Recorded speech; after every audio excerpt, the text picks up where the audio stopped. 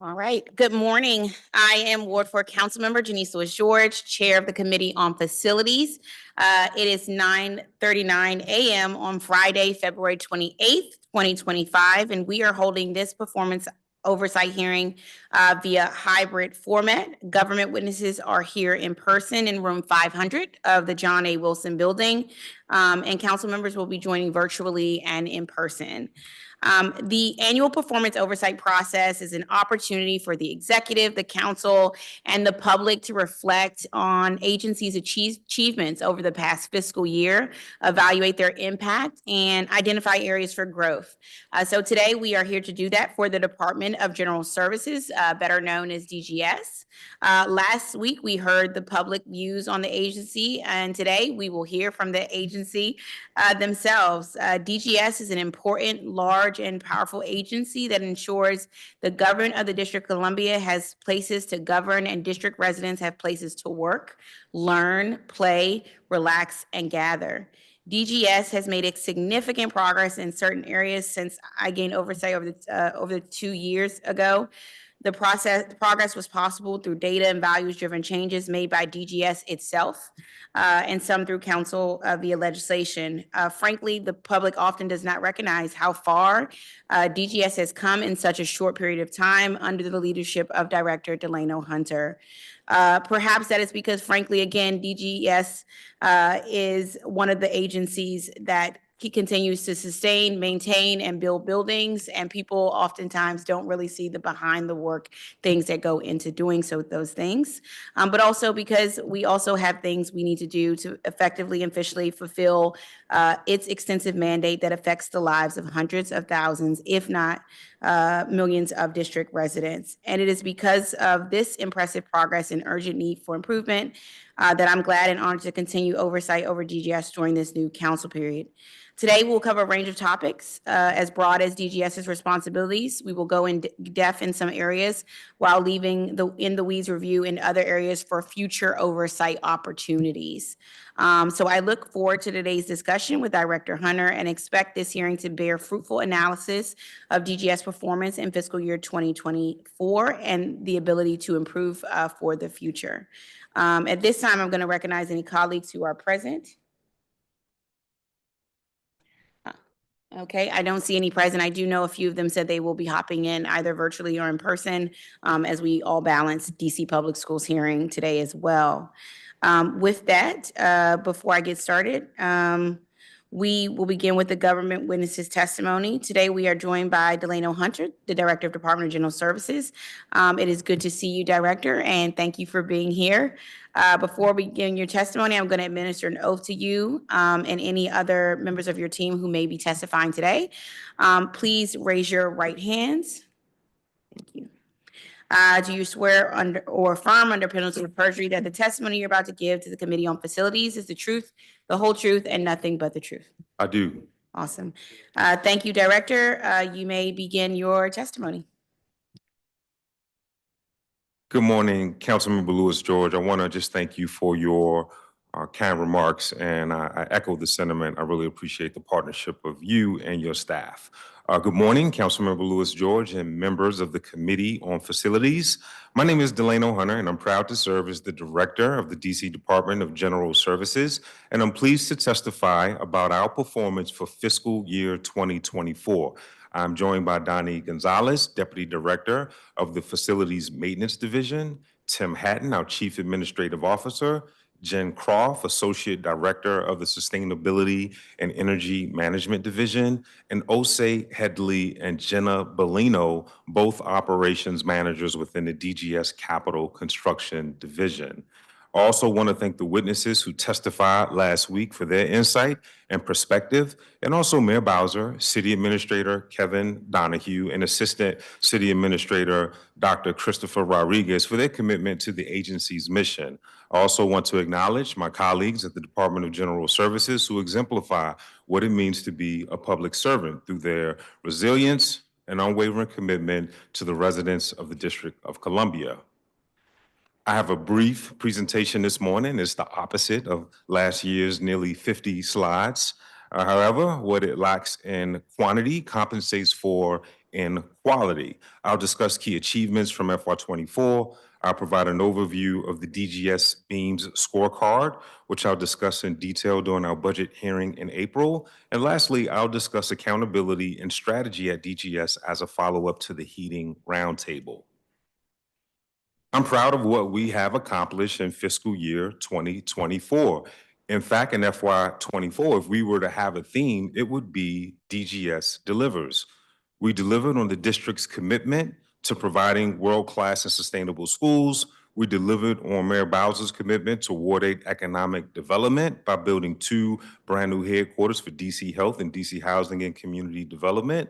We fulfilled our promise to boost work order closure rates with dedicated work order closure funding that we received in FY24. We delivered on our commitment to extend HVAC preventative maintenance beyond DCPS schools. And then lastly, we delivered on our responsibility to be good stewards of taxpayer funds by spending over 99% of our local budget. So while we certainly have a ways to grow, I'm proud of our accomplishments that'll be building blocks. I'd just like to highlight a few. Achievement number 1, successful net zero modernization. In the summer of 2024, we finished 4 complete modernizations at Whitlock Elementary School, Garfield Elementary School, Dorothy Height Elementary School, and the Francis Education Campus. These 4 net zero ready modernizations total over 350,000 square feet of renovated and new square footage that is expected to perform at an energy use intensity of 25 or lower. We also delivered the first of 3 phases at MacArthur High School expansion, in addition at Alice Deal Middle School, and the modernization of the historic Webb School at Minor Elementary.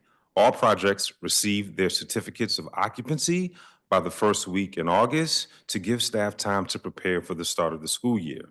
Achievement number 2, the delivery of DC Health and DHCD HQs in historic Anacostia. We successfully delivered approximately 55,000 square feet for DCHD HQ at 1909 Martin Luther King Jr. Avenue, the DOES Infrastructure Academy at 2201 Shannon Place Southeast at approximately 19,000 square feet, and the DC Health HQ also at 2201 Shannon Place at approximately 208,000 square feet. Both projects were built to the LEED Gold standard, which means that these facilities were designed and constructed with a focus on energy savings, water efficiency, reduce carbon emissions, and improve indoor air quality. Achievement number 3, we have increased our work order closure rate by 22%.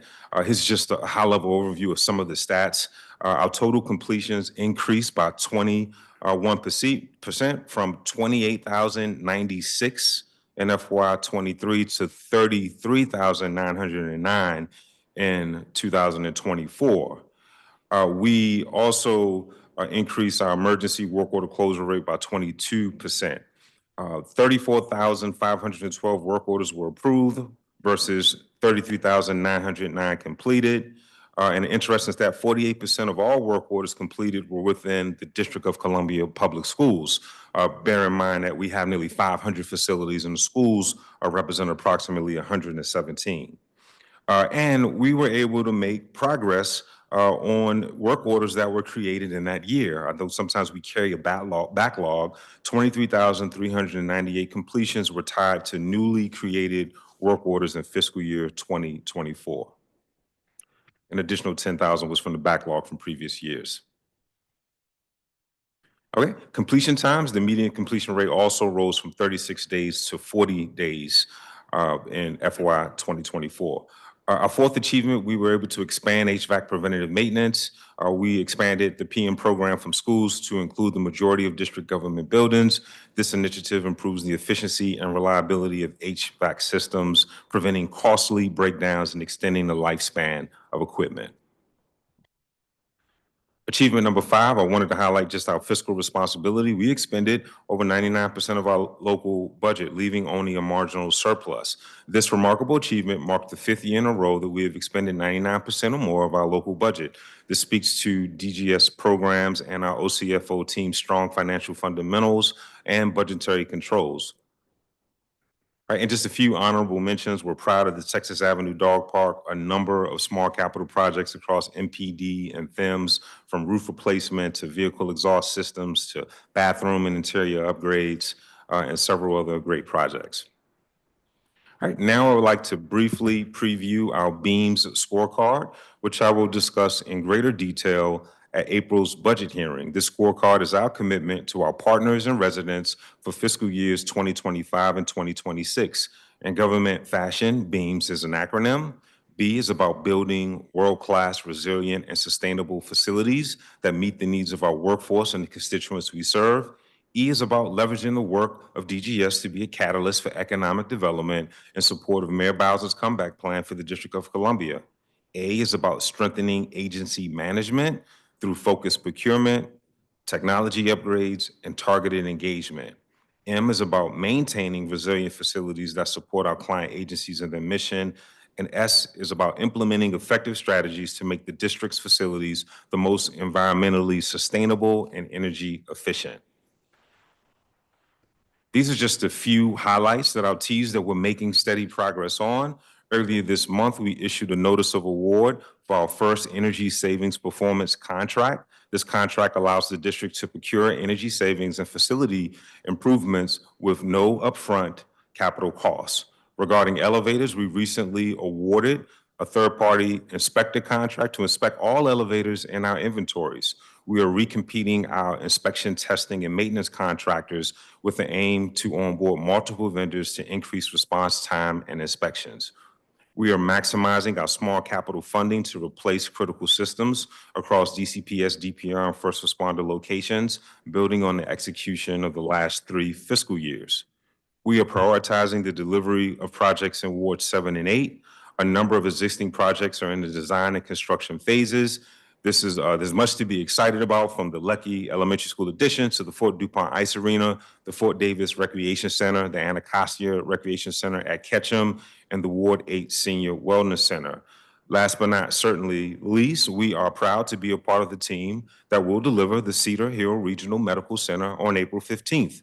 Cedar Hill's opening means that residents living east of the river will no longer need to drive or be transported across the district to receive life-saving care. Procedures and surgeries can now be completed close to home, allowing mothers to deliver their babies in their own community. All right. Now I'd like to discuss accountability and strategy at our agency for our capital projects. This theme emerged during a recent roundtable on heating, and I want to take a few minutes to review the tools and protections that DGS regularly uses to safeguard taxpayer investments. Many of these have been adopted on an ongoing basis. We have an accountability checklist for capital projects. Here are several tools that we employ in the planning, design, and construction phases. We utilize EdSpecs as our technical specifications for schools. EdSpec serves as a benchmark for school renovations and new construction projects. They provide a level of standardization for our projects. We conduct third-party design peer reviews for large capital projects such as schools. A design peer review is a process in which experts evaluate design documents, plans, or concepts. The objective is to ensure that the design meets quality standards and complies with industry regulations. Our capital team for DCPS projects employs 2 full-time quality control managers. A QC manager in construction is responsible for inspecting and monitoring the project throughout its phases to ensure that all work complies with the established quality standards, plans, and specifications. This includes verifying that materials, workmanship, and processes meet the required criteria. We utilize third-party inspectors approved by the Department of Buildings to perform inspections and plan review and to certify that work complies with the District of Columbia construction codes. Lastly, we employ commissioning agents to examine all parts of our HVAC system and building envelopes. The following are protections that are standard in our contract. Key payments to general contractors are made by meeting delivery milestones of substantial completion and final completion. To attain these milestones and receive payment, all work must be finished to the satisfaction of the COTAR with significant input from client agencies. All DGS capital projects have a 1-year general builder's warranty that is triggered upon substantial completion. If an eligible warranty item is reported on day 364, the builder is responsible even if the work extends beyond the 1-year warranty period. But also, warranties for certain systems can extend for up to 10 years, including elevators and roofing systems. Even beyond the 1-year period, if evidence of a latent defect is discovered, our contracting officer and team have the ability to file a notice of latent defect, which triggers an obligation for the general contractor to resolve the issue if substantiated.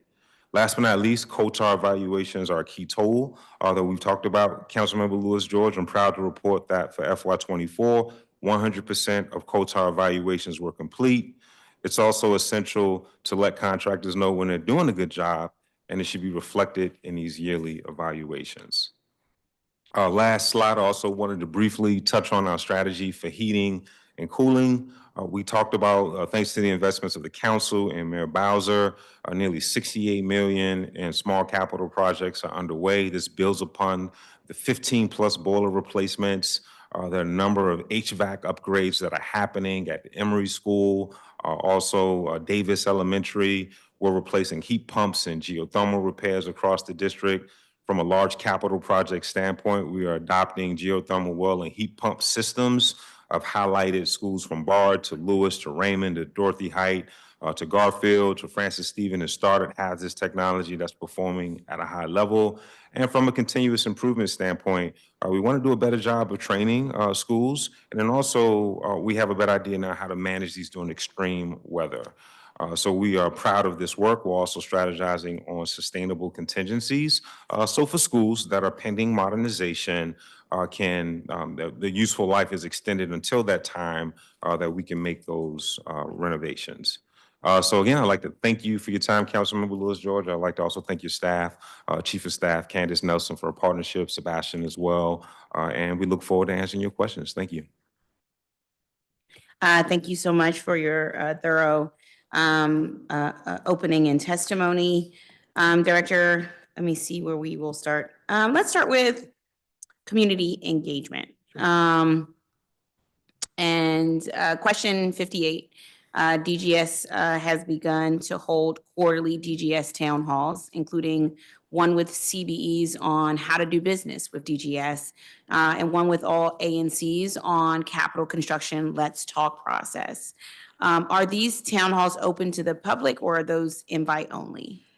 They're open to the public. I'm really proud of this. This is something that we started within the last year. It was a commitment, I think, during my confirmation hearing to think of new ways in which we could engage the community. And what we've done, sometimes we take content, like on our capital construction process, we shared it with the community. There was a convening for our council staff. There was a special convening for ANCs. So it's just an example. We took that same content and presented before 3 different audiences. So it's something that I'm encouraged by the results that we have seen in our first year of execution, and we're going to continue those this spring. Yeah. Are these town halls, if public, one question is, how are you all advertising town halls, and can you do more advertisement of these town halls? We can.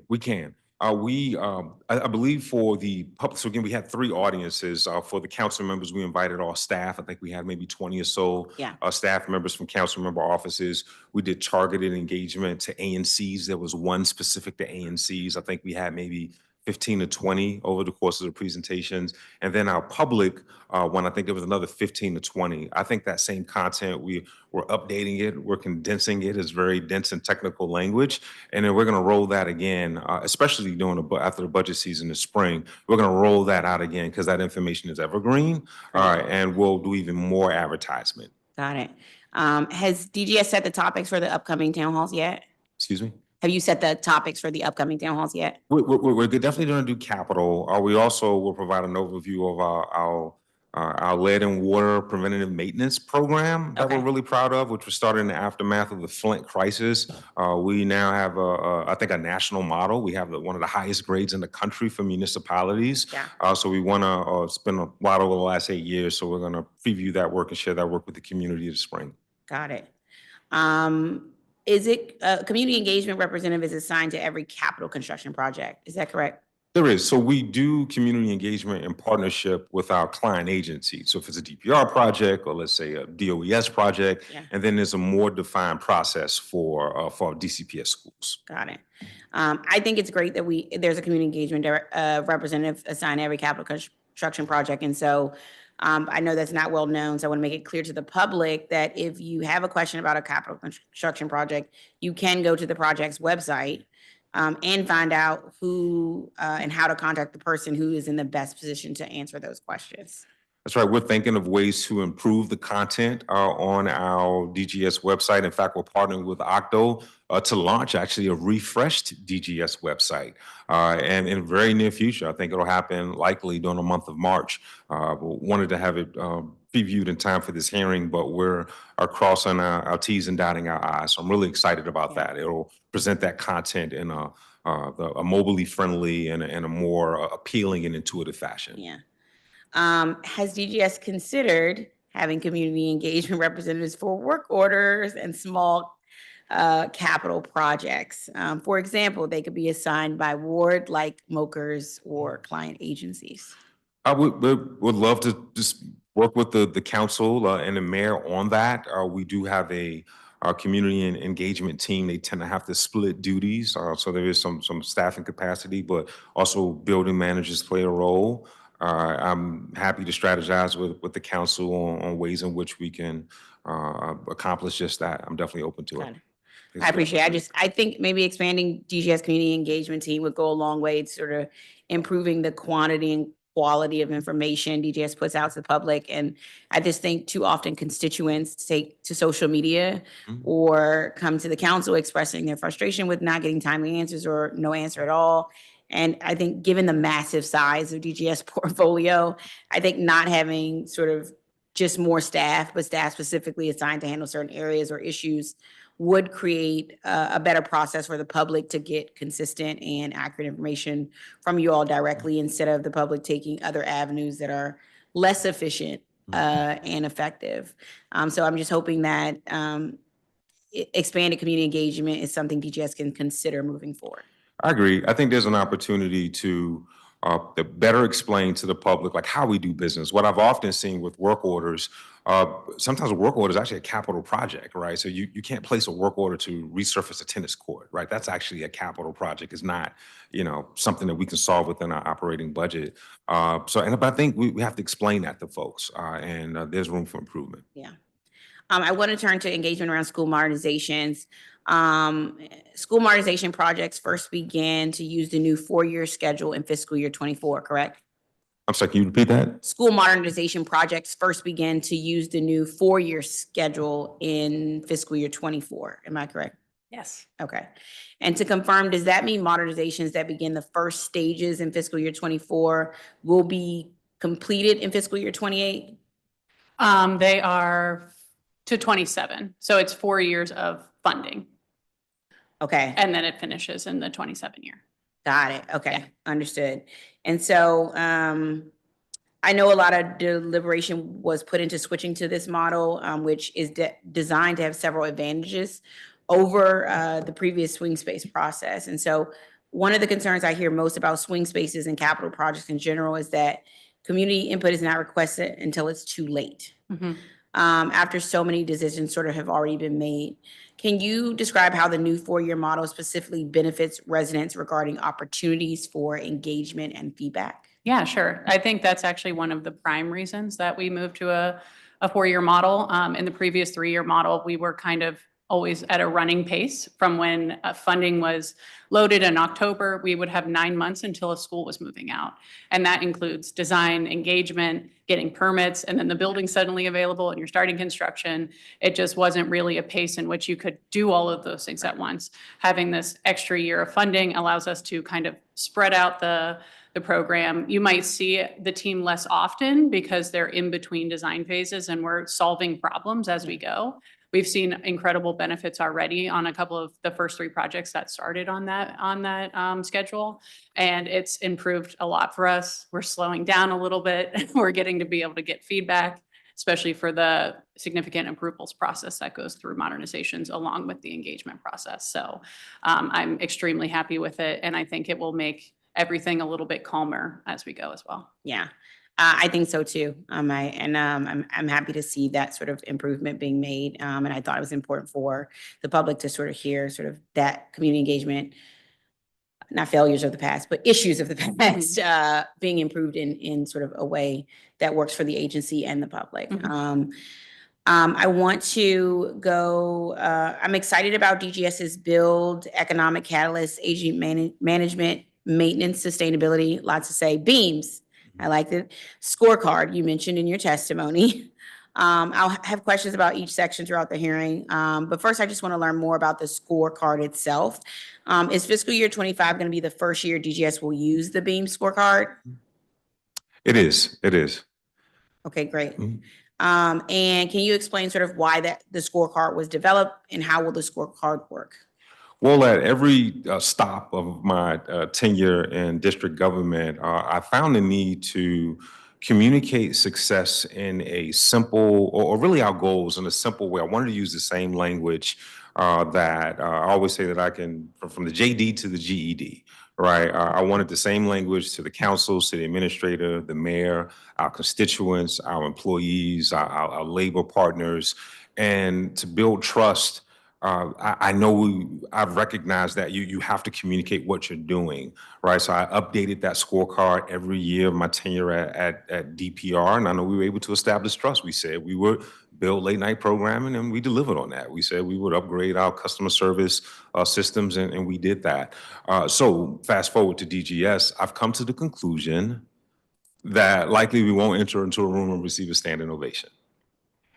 I also realize that we have to really demonstrate the work that we're doing. So I wanted that to be a repository of our performance management plan, which is on the city administrator's website. I know it's not super intuitive, maybe easy to get to. No knock on the website, but just folks aren't digging for that information. I wanted it to be a repository of all of our goals and ambitions, a repository of our commitments to the district, and I wanted one concise format. So I'm really proud of it. We're dotting our I's and crossing our T's, and I hope we can have a detailed conversation during the budget hearing. Got it. I'm excited for the beams, and I think it's a great idea, and I think it'll help sort of communicate what you're doing, what you've accomplished, in a way that people can understand it. I do have one issue, which is beams.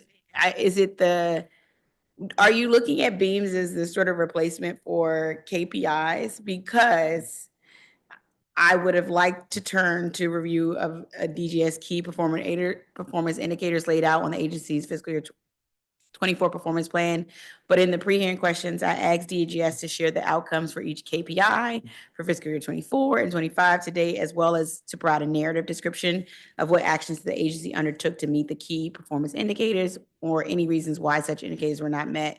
And unlike all the other agencies, DGS did not do so. So I was like, maybe this beams is sort of their response to KPIs, but I just want to be clear that I was sort of like, why don't we have KPIs for DGS right now? Right, we do. In our actual performance plan, you should see workload measures and key performance indicators. Okay. I know we track that very closely. I'll follow with the committee. I'll make sure you get that. Think of beams as sort of like an interface, right? It's a repository. Eventually, those two documents, you won't be able to distinguish them. Like next fiscal year, the beams scorecard and our performance management plan. However, like the beam scorecard, think of that as the narrative for the work. It does not replace, but it does not replace our actual performance management plan.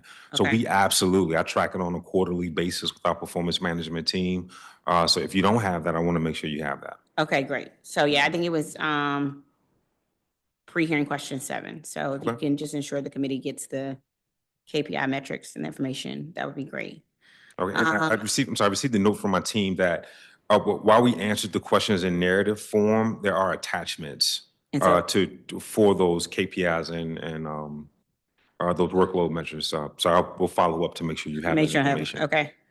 DGS is responsible for 9 statutorily required reports. Among the 5 reports for which the deadline has passed, none have been submitted. The report on green space in the district was due September 12th of 2024. Inventory of real property assets was due no later than 30 days after the beginning of the fiscal year, in this case, which would be November 1st, 2024.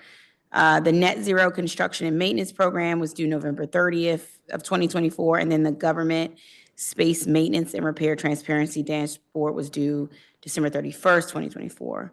And then the annual school readiness checklist was due October 1st of 2024. Director, why isn't DGS able to submit reports by the statutory deadline? And does DGS need more resources to fulfill its reporting requirements?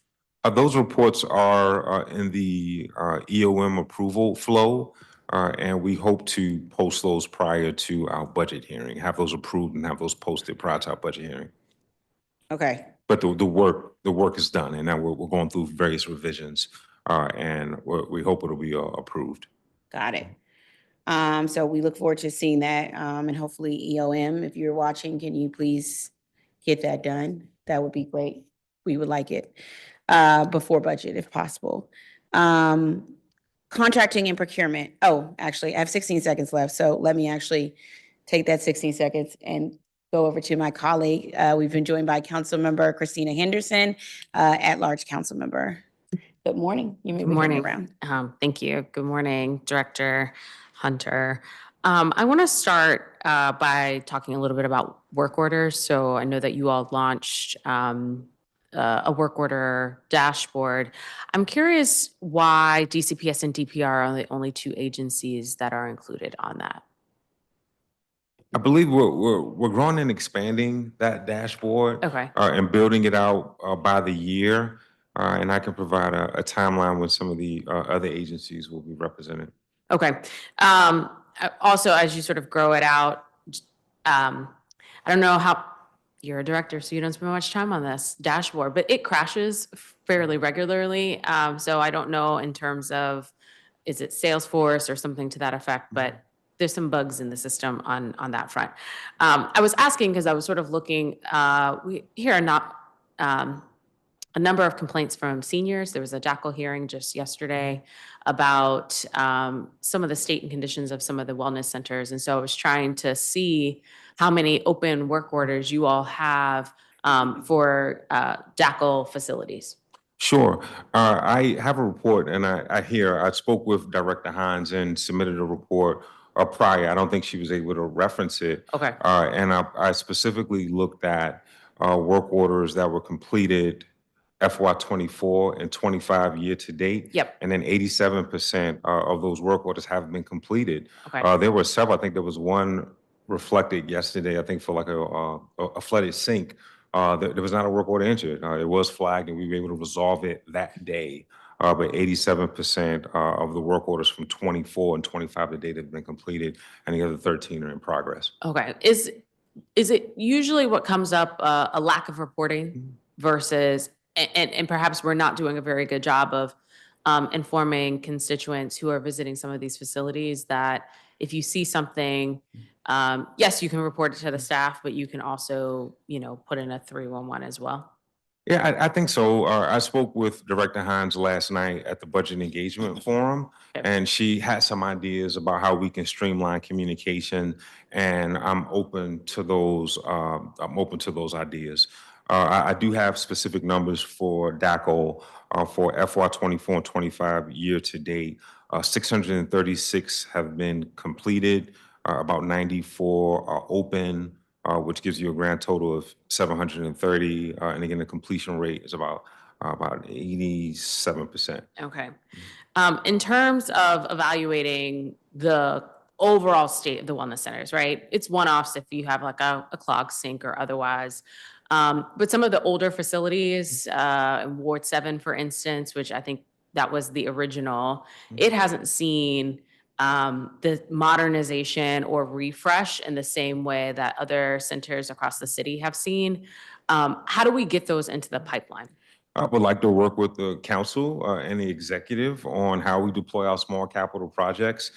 We've seen success across other portfolios through boiler replacements and roof replacements. And I think it's a good tried and true blueprint for maintaining facilities. The one thing that I'm really passionate about, I don't want it to be a new facility or bust. right? And there are strategies in which I think it's worth a discussion. How do we deploy our small capital dollars and projects to keep facilities in a state of good repair?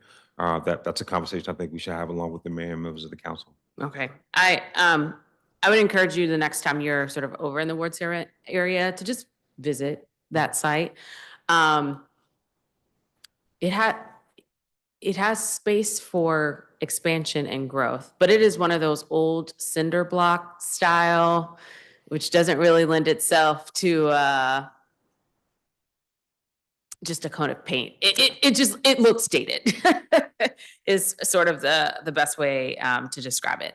Okay, I want to switch to parks and playgrounds in the same vein around the work order request and otherwise. You and I have had this conversation before around trash pickup at playgrounds and parks.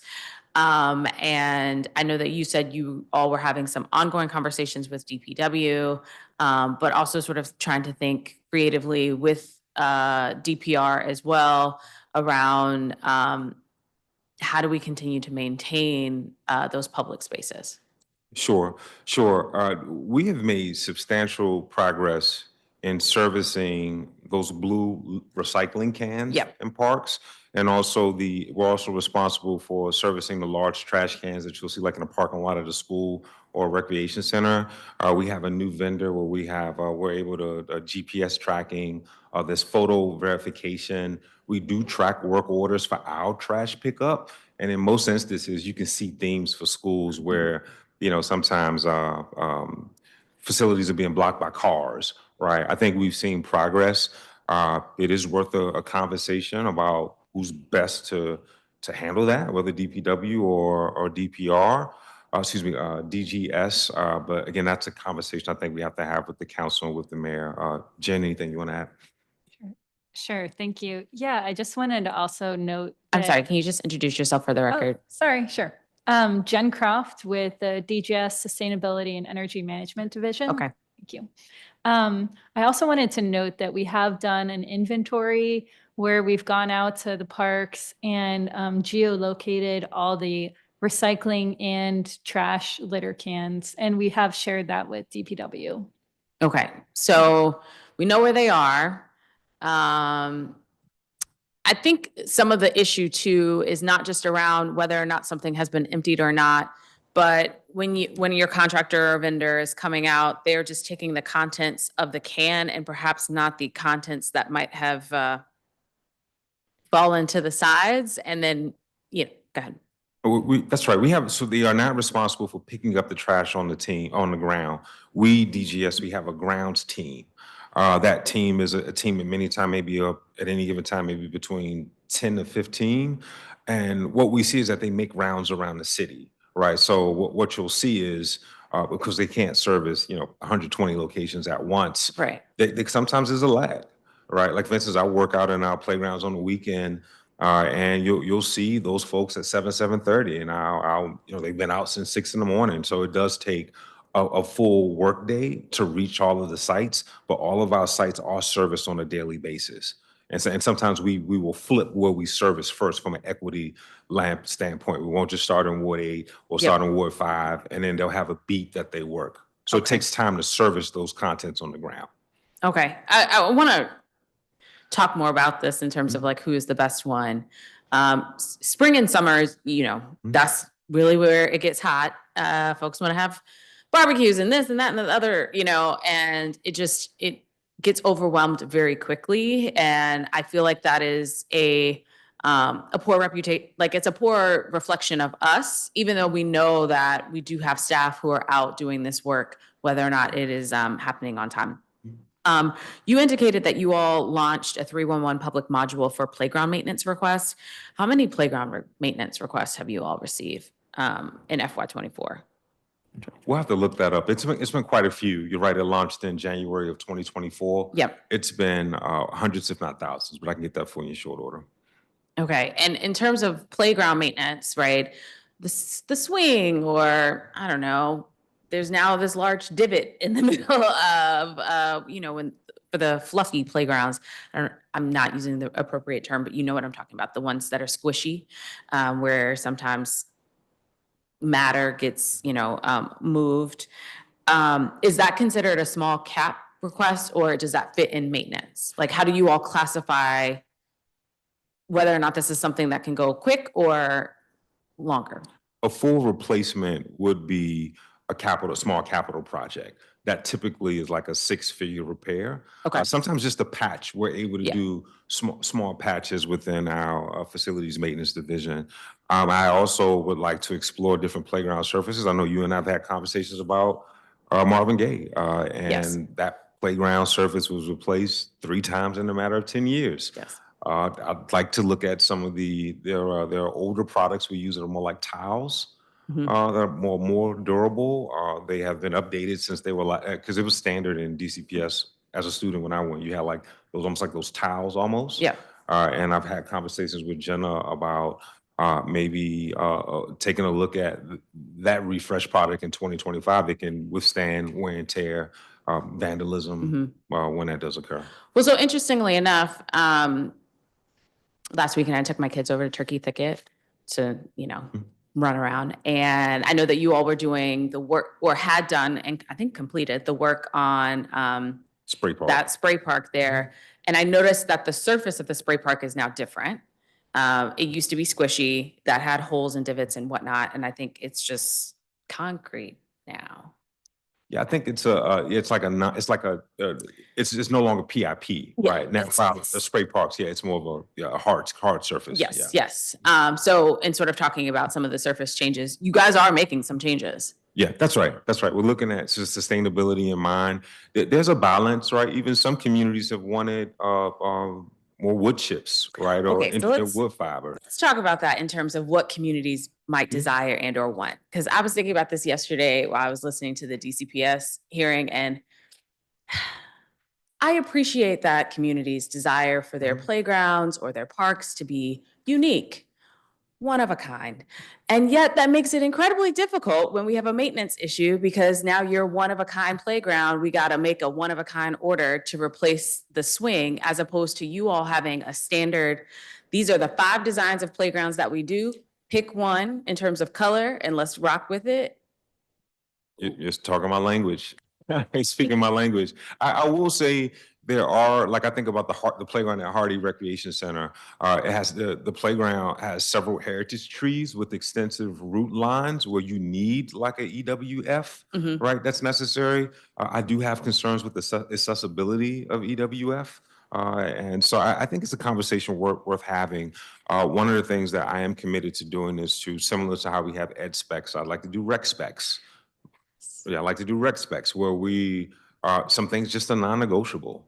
And I think every playground is created differently. What I'll say is any playground, let's say if it's at a rec center or a school, right, where it's utilized by the school by day and the public evening and weekends and during the summer, lifespan almost is cut in half from 10, because a good PIP surface will last you 10 years. But at a school, a place like a Sherwood, we're seeing like a 5-year lifespan of that, just because it's all day, weekends, evening, summertime, summer camps, it never gets a break. So that is a good example of probably where we don't need to do PIP there. We probably need to look at a different solution.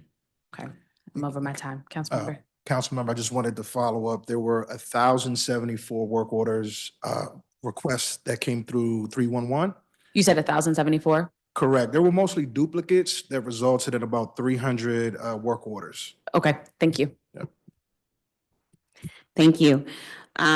Director, I want to go to contracting and procurement for a moment. Want to ask a few questions about sort of when we look at objective 3 of Beam scorecard, says increase the percentage of contractor evaluations completed on time, which and contractor accountability remains a priority of mine from both quality control and tax dollar stewardship perspective. What is DGS's target percentage of contractor evaluations completed on time? Well, 100%. That's the goal. We completed 100% of our FY24 evaluations, not on time. So we're going to work on that. But as of this hearing, 100% of our evaluations from FY24 have been complete. Okay. And my follow-up question was that what percentage of contractor evaluations were completed on time since DGS began implementation of beams? I want to, we're not quite where I want to be. Again, we're at 100% now for FY24. I want to say, typically, as you know, the fiscal year closes on September 30th. There's a lag, you're closing out bills, the whole nine. Typically, I like to see that completed by the end of Q1, which would be December 31st. Okay. We were maybe around 50 or 60%. Okay, 50, 60%. Okay. But again, we're at 100% now. Gotcha. Understood. And some of that, we had people transition, so we had to reassign, like Jenna is a good example. Her predecessor was Cassidy. Cassidy Got it. has went on to other opportunities, and Jenna's been great, but now she's the co-top for all of this projects, so she had to close those out. So it's an example of there are some kind of mechanics and in-house things that we have to do. Awesome. In response to question 166, DGS provided performance evaluations for every comprehensive maintenance contractor active in fiscal year 25, fiscal year 24 and 25 to date. DGS provided the evaluations of 35 CMCs. These evaluations score and comment on contractor performance in 9 important areas: technical requirement, scope of work, quality and timeliness of deliverables, staff knowledge and performance, contractor administration, project management, responsiveness, economic inclusion, QC, QA, QC, and price financial. So I don't know if this is a mistake. I'm hoping it is, but I was sort of deeply disappointed not to see a single one of these 35 evaluations included a score or comment. For me, that's 630 opportunities for feedback to contractors lost. That's right. That's right. So we'll have to transmit those evaluations to you. Those were ones that were not completed on time, but that are now completed, and we'll share those with you. Okay. And so when I see those, they will have sort of scores or comments in those key areas. That's right. They will. Okay. And again, the goal is that we want to have those completed by December 31st, at least one quarter after the fiscal year has ended. Yeah. One thing that has come up, and we look forward to seeing it because we'll have to cover it in a budget, but in pre-hearing responses, DGS noted contract and procurement has a Salesforce system to notify each codar every 30 to 60 days before the contract's end to complete evaluations. I think we had the same issue last year. That's right. And we've made revisions about just the prompts, right? One of the things that we discovered this year that we've improved upon, some COTARs, depending upon your level, require approval by a superior, right? And then we had to make sure that the superior was getting the message proper, kind of like for performance plans, right? It's typical within the government employees' performance plan system that when a supervisor completes a performance evaluation, their superior, likely at the executive level, has to approve that. And then what we found is that those prompts were not always received. So we're tightening that up. And again, the goal is by December 31st, 100% are complete. Okay. Can we move that timeline up so that way when we're evaluating for performance oversight, we have the ability to do so? I agree. Yeah. I want to ask, DGS says the agency works with the program team to evaluate contractors on an annual basis to ensure that contractors are providing services in accordance with the terms and conditions of the contract. Again, I'm not sure how this is happening if evaluations are not being filled out, but my understanding is they are being filled out. They are. I think that of course, there's always an element of real-time feedback. Right. Right. But it needs to be documented. Right. So that's that level of formality, I think, it is an opportunity, right? And it has to be done in a timely manner. Absolutely. There's always real-time feedback. We have terminated contractors for convenience. Even now, I would, even this fiscal year, we've already almost doubled the number of cure notices and notice of required corrective measures compared to last year. We took sometimes informal conversations that were happening. Said, no, you have to document it. It has to be in writing. And that's a part of my commitment, holding contractors accountable when they need to be held accountable. A lot of great performers, and those that aren't will be held accountable and they'll no longer do business with DGS. Got it. I think that that's the message we want to send. That's the message we want to be clear from, and that's the message that the public has said. One of the things that have raised the public wants to make sure that that's what we're doing. I guess when we get it back, we'll be able to see the evaluations and see what's happening with them. For CMCs in our schools, I think we are paying an average about $3,450 a day. I think that's a hard cost to justify in general.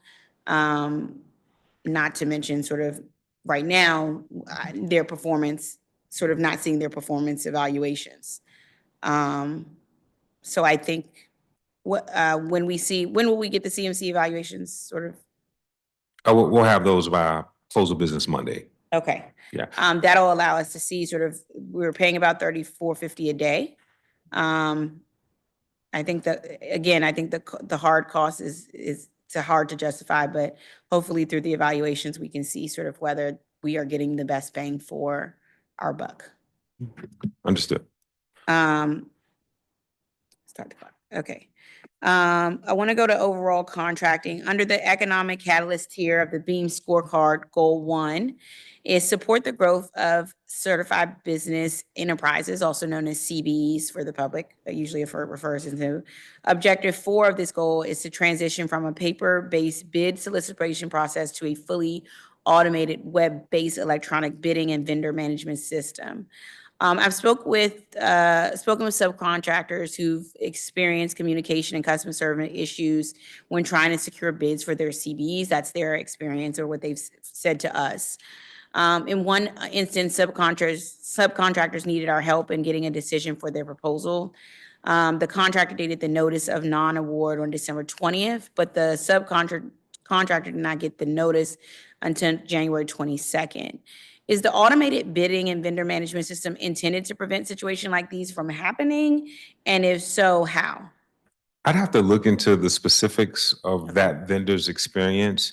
In FY24, and it's still in our pilot phase, we adopted OpenGov technology, and we have received very promising reviews from vendors and prospective vendors. They receive automatic notifications for when projects are made available so they can bid.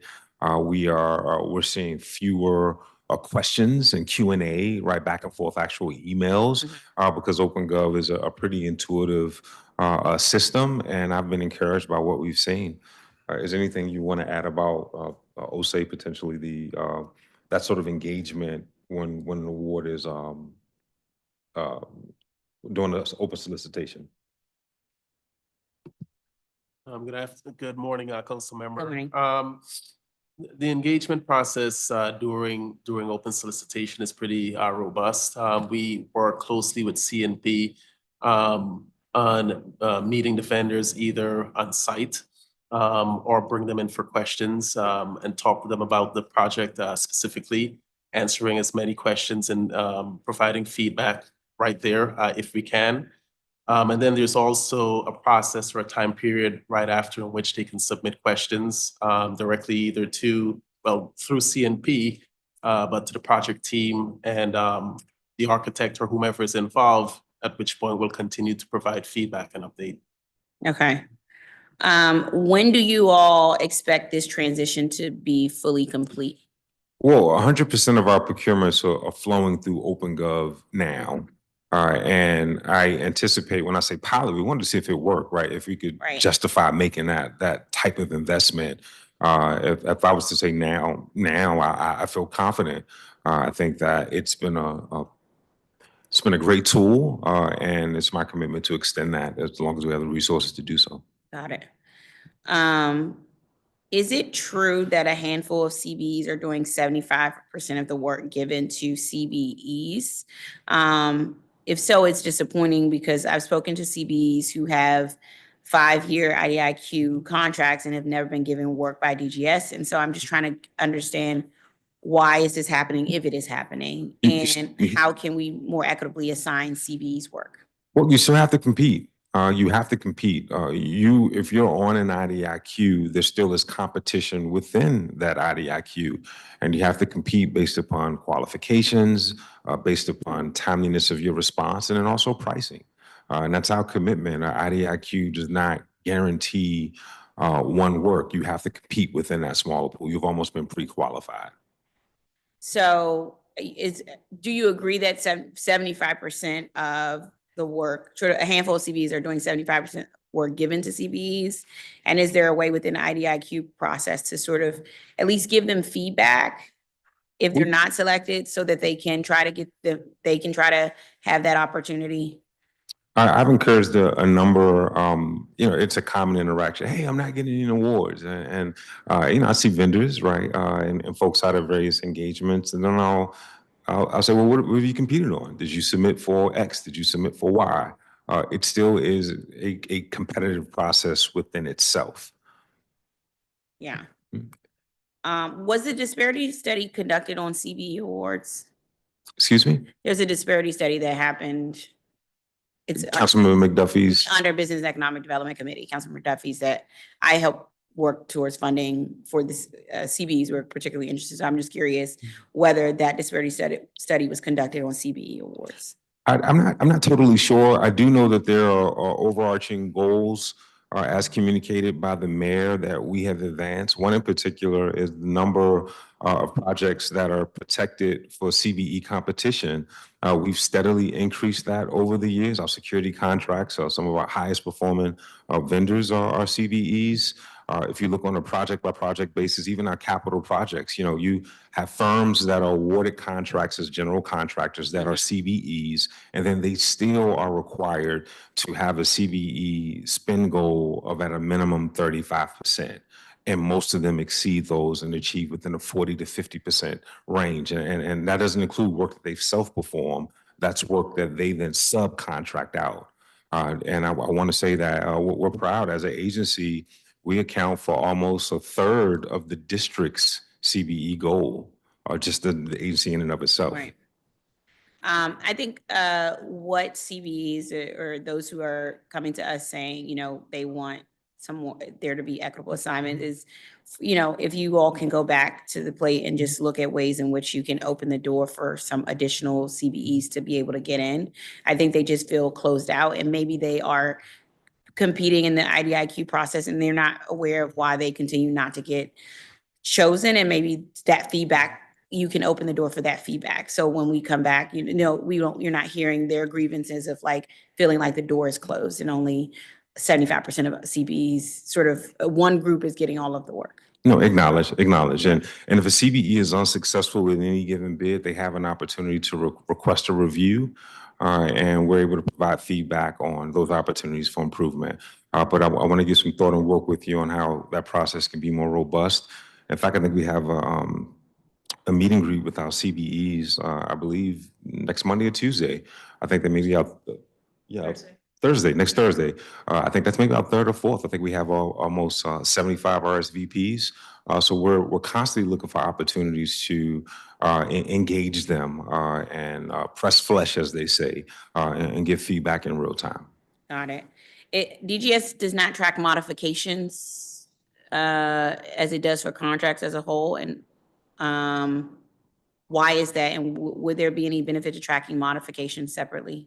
So modifications are absolutely a necessary tool. Jenna, if you could, can you speak to when you would choose to utilize a modification to an existing contract, increasing that contract value? So a modification on a contract is specifically to a change order of some kind. So this would be related to anything that would be above an agreed upon contract. Typically, actually with schools, we do early start agreements, and then we do GMPs, and then change orders would potentially happen after that. But we also have contingencies within a project to be able to deal with some internal change orders without doing a full contract modification in some cases. Got it. Okay. I just thought maybe a modification tracker would be helpful to us and the public. Yeah, every time there is a modification, it's a full contract change. Okay. And if it's over the $1 million threshold, it comes to a council. Right. Yeah. Uh, IDIQ is a little different since it's agreed upon contract. That's right. If that's something that we wanted to look at, that's something Got we it. could, for sure. I appreciate that. And I know you said you're meeting with CBEs next Thursday. Make sure we get that information out. So all the Come on out, CBEs join us if you Not me, but CBEs are aware. Finish it. I'm gonna be at the end of oversight. I need my I break. think we'll be in Councilmember Allen's ward, so maybe you can join us as well. I want to go to the Facilities Management Division. Want to first start with the first team, our Facilities Intake Responsive Service Team. Estimated completion dates, or ECDs as we call them, are based on priority level, available resources, labor, and other conditions such as weather. Is that an accurate statement? Those are factors, yes. What is an example of when a work order's ECD would be assigned as an ECD outside of the service level agreement? Funding primarily. When you think of FMD, I think of budgeted and unbudgeted, right? So for instance, it snowed. I think the team did a really good job of clearing that snow, right? But hopefully spring is close by. You can expect your grass to be cut, 18 times over the course of the growing season. If there's rodent abatement, we respond within 24 hours. There are multiple treatments until we can hopefully remedy the situation. If you look at some of our inspection, testing, and maintenance for HVAC, it refers on a regular cadence. Those are all things that are funded. When it comes to work orders, that's a body of work where you're subject to funding is what funding is available. It's just a reality. Okay. So I'd this. I'd go also ahead. add, it could be seasonal as well. So we mentioned poured in place surfaces or repairs. Sometimes outside temperatures play a role. So we may establish an ECD Okay. out enough because of the weather. And then lead times for parts. We can often experience long lead times, which can impact the ECDs. Got it. So whether lead times and things of the nature of funding are sort of some of the reasons. When do ECDs change during the life of a work order, or is it set once it's made? It's very possible that it could change. It's an estimated completion date. We try to update that as real time as possible. And is anyone who, such as the person who created the work order, actively notified that the ECD has changed? Yes, they can check the work order system. They can follow a work order, they can follow a facility, and they can see the ECD be updated. So it'll change in the system that they're looking at? That's correct. That's correct. About how often do ECDs change? And does it vary among SLAs? We can look into the stat, but it is not uncommon for an ECD to change because we often deal with real-time information. If a part gets extended, as soon as we have that information, we update the system. So. Got it. Okay. I have a few more questions on my next round. I want to turn, we've been joined by Charles Allen, my colleague from Ward 6. Good morning. Thank you so much, and I appreciate you letting me drop in. Director, and to your team, good morning.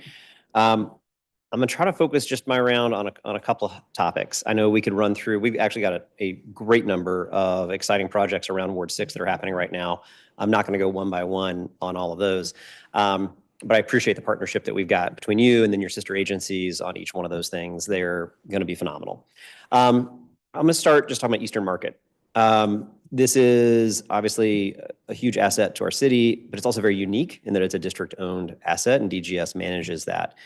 We've been having a conversation for a while now about how to protect 7th Street when it is closed for those market purposes. I've had a lot of conversations with our Department of Transportation director around the policies they're putting forward on security bollards, but that's clearly what we need to move towards, I believe. That's what the community wants. Right now, we're just basically parking vans on the north and the south side. I don't think that's nearly as secure. As part of my question is going to be from a security standpoint, what are your thoughts on that? I don't think they're as secure as what bollards would provide. They also visually block the view of the entire market which is not good for first responders who can't see what's happening, but also it's just not very attractive. And so as this vibrant market that we're creating. So from your perspective, what is DGS's role? And what are your thoughts around the security bollard installation that seems like everybody wants to do, we just haven't accomplished yet? Well, I agree with it. I think we want to keep especially we've seen a number of troubling events regarding vehicles in high traffic areas. It's just unfortunately the world we live in.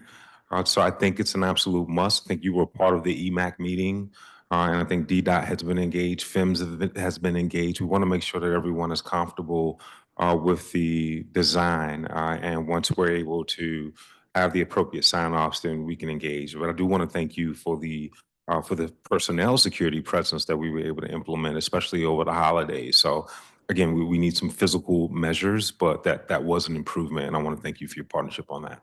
Well, I appreciate that. And again, it's a partnership, so thank you. I guess where I'm trying to go on the bollards conversation is I feel like we're stuck in a loop a little bit where everybody agrees what needs to be done. Everybody agrees this is the right move. It's what we should be putting in. We unfortunately only need to look at New Orleans and see the absolute danger that can happen, tragedy that can happen. So I guess what I'm kind of looking for is, it feels like everybody kind of just keeps pointing to other people of like, we're all doing this together, but it doesn't feel like we're moving the ball down the field. Are there concrete steps or actions that DGS is taking or wants to take in this upcoming budget, for example? I will personally engage the heads of those departments, of the Chief Donnelly and Director Kirschbaum, to figure out how we can check the necessary boxes to move it forward. So but that's a level of engagement that I can commit to within the next 30 days. I appreciate that. My hunch is there's going to be something we'd have to work on in this upcoming budget to be able to realize this. And so it feels like the time is now to get that done. It is, and I'll communicate with your office through the mayor's office on if there are any funding needs. Yeah, okay, thank you. Sticking with the Eastern Market for a moment, but I'm actually going to move to the west side of the building. We have a very exciting project that's going to be getting started in a few months, next year, probably January, with the Rumsey Pool renovation. Obviously, DPR is going to be leading from the design and their side of the shop, but I think there's a potential that we're missing at the moment, and that is we have an alley that cuts between the Eastern Market building and the Rumsey Pool building. Part of what I hear from the community, I hear from our vendors at Eastern Market, what I hear from the neighbors is this is the opportunity. If we're going to build this thing, this is the opportunity for us to reimagine what that alley feels and looks like. Right now, I got a bunch of grease traps and dumpsters in there, but it's right next to what we're about to build, this absolutely phenomenal aquatic center. We're right next to the amazing Eastern Market, but nobody wants to walk down that alley because it's just a dump. In what ways is DGS looking at this moment where I'm going to have a DGS asset and then DGS helping lead the process of Rumsey to say this little space in between, what could we do with it? Could we improve the lighting? Could we improve the pedestrianization? Could we improve parking? Could we improve? This feels like an opportunity and I don't want to miss it. I would agree with you, especially with the demo and rebuild versus just lighter renovations. We're committed to listening to the community for their ideas. I believe that the survey has been issued by DPR, and I think they shared with me last night they have over 1,000 responses. I've been pumping it out. I've been getting a lot of people. Yeah, I think that's a lot for, I can't recall a single capital project for recreation centers where we've had, well, maybe Edgewood, where we've had that amount of responses. So can't wait to dig into that. Is the best. Yeah, I think it closes today or tomorrow, if I'm not mistaken. Yeah. So can't wait to dig into those insights. As you know, there are trade-offs and we have to prioritize. But I think in the demo and rebuild, there are opportunities. Also, is anything you want to add about Rumsey from a design standpoint? I think you've covered most of it, Director. We do plan to have a community engagement meeting fairly soon. There was one that was planned, but unfortunately was moved. And that's— So we had it. We had 150 people show up at it. That's right. Yeah, DPR was shocked by how many people showed up. I was like, I promise you, just like the 1,000 people doing the survey. I guess the survey that DPR put together, I appreciate it. It is completely silent to anything on that alley side. So it asks questions about some landscaping on the front side, the trees. So the north side of the building, it has some questions about. It doesn't ask anything about the alley. So I think that's going to be up to us as elected leaders, as agency leaders, to help push that conversation a little bit. And that's what I want to make sure we don't miss the opportunity, because if we need to think about it from a budgeting perspective, from a design perspective, our moment's now. And I just want to make sure that we don't miss that opportunity. Well, I agree. Okay, thank you. I want to use the remainder of my time to try to work with you and think about something you have talked about a little bit. And I know that you and your team will hear this in the spirit in which I'm bringing it, okay? We spent more than a year trying to get the lights fixed at Randall Rec because they just weren't pointed at home plate, right? When I reached out to you, though, instantly, you're working away at it. Like, the director of the agency is helping make sure it gets done, and I appreciate that.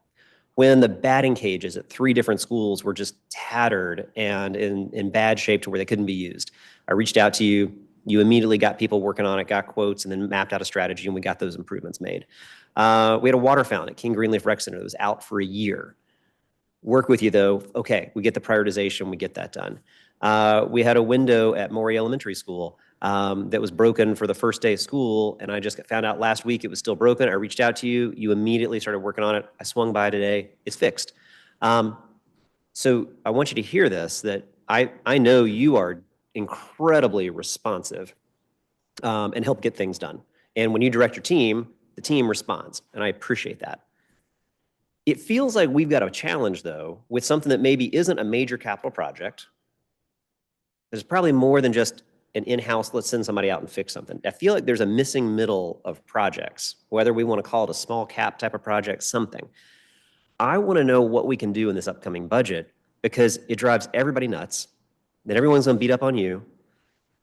And it's not a sustainable model, as much as I appreciate it, for my constituents to come beat up on me till I then reach out to you, then you help direct people, and we all scatter around and get it done. We're getting it done, but not in the most efficient way. What can we do? What can you do so that we can try to give you greater flexibility on that small cap type of project? Like, it shouldn't take a year to readjust the lights at Randall Rec. I'll say this, I want to give you credit. I think, with the exception of Councilmember Lewis George, I think you reach out on behalf of your constituents probably more than all the other council members combined. And it's something I'm sensitive. So they should know that they're, Yeah, I'll take that. that they're, whether it's a brick or a batting cage. So I respect that. I really do respect that about you. And I know that you're reaching out because you're hearing that from your constituents. What I will say is that I don't prefer it to be that way. We always are thinking about equity in mind. There are council members that we don't hear from. There are wards that we don't hear from, and it's deeply concerning. I think if you look at our work order numbers, we try to balance that. We close out an average amount of work orders per ward, so I don't want it to be thought that Ward 6 is getting more of its fair share, because we do look at that. I'm very, very sensitive to that, because there are wards that we just have not heard from, to be quite honest with you. I think that, again, the conversation, I shared this with Councilmember Henderson and Councilmember Lewis George, and I just had this conversation a couple of days ago, and I would love to have this conversation with you, but it's a conversation with the mayor about small capital projects and more, because I don't want it to be new project or bust, right? I don't want it to be, I need a new center, a new school, or it's bust. I would say the International Facility Management Association, they recommend that you have to spend between 2% and 4% of the replacement value of a given facility on a yearly basis to keep it in good working order. Just to give you an example, our schools, to build every school now, probably about $6 billion, right? About $6 billion, right? 2 to 4% of that, probably about $400 million. What we're spending, about $60 million. Right? So 1%, when you need 4%. So there always will be trade-offs that are involved, right? And then we're balancing, is it the batting cage or is it the flood, right? So there are always those trade-offs, but also I realize that we have a lot of priorities as a city. I do think it's, I would encourage, I think we need to collectively look at our projects, our projects and how we spend those, maybe prioritize small capital over some large caps, if I had my druthers. But that's a conversation, I think, for the council, mayor, and DGS. Yeah. Well, I certainly am working through the chair, obviously. I would love to think through, how do we help support the agency's work because, again, there's never not been a time that you haven't answered the call when I've reached out, and I really appreciate that. But I also know when I'm trying to kind of keep neighbors that, I mean, I remember the lights at Eastern. I think lightning hit the light, but it took us like a year and a half to get them repaired, right? I've got at this point groups that'll be like, we'll go can we just go do the work ourselves? And I have to keep them at bay, right? And keep them like, no, we're going to get it done. So if it's a structural issue, it's a budget issue, if it's a capacity issue, I want to be helpful.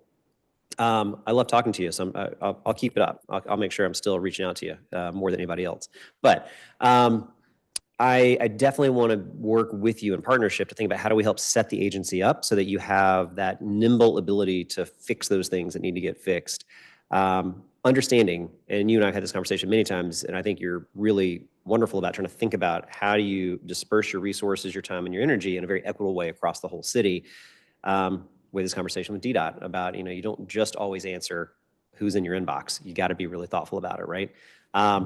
But I want to work with you on that. And so I think his upcoming budget, please consider me to be a partner on that. I know it's something I will try to ask for the mayor as well to think about that in the budget she puts in. And then, of course, work with the chair of the committee to think about how we help make sure we support that type of effort. Thank you. Thank you for the offer. Appreciate it. I appreciate it. Thank you, Madam Chair. Thank you. Under the, I want to go back to, we are in facilities intake response service team work. Under the agency management tier of the BEAM scorecard, goal 1 is engaged, transparent, and responsive operations. Objective 3 under the goal is to hire and onboard council-funded positions to expand the work of the first team.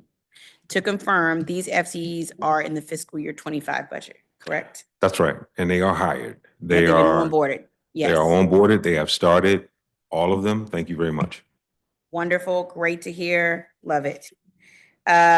Let's move on then to work order timeliness, which I think we were just having a conversation about a little bit. With the help of the council's budget office, I reviewed the data provided in question 177, especially work orders requested and approved in fiscal year 24, excluding canceled or rejected work orders. That is a total of 14,783 work orders. Director, I see, and I want the public to see that DGS has made incredible progress in this area. 58.34% of work orders were completed within their service level agreement. That is up from 7% from last year. Among lock and door work orders, 66.76% were completed within the SLA, an increase of 13%, a 13% increase from last year. Which in my opinion is, this is what we want to see. This is an upward trajectory. I just want the public to see it. Again, back to our conversation about letting people see the good work that is being done. By problem type of routine work orders, the percent completed outside of SLA were interior were 31%, electrical 36%, HVAC 39%, exterior 42%, plumbing 43%, and then there's the other, which was 58%. I think this shows a bit of a mixed bag. What types of work orders are considered other services?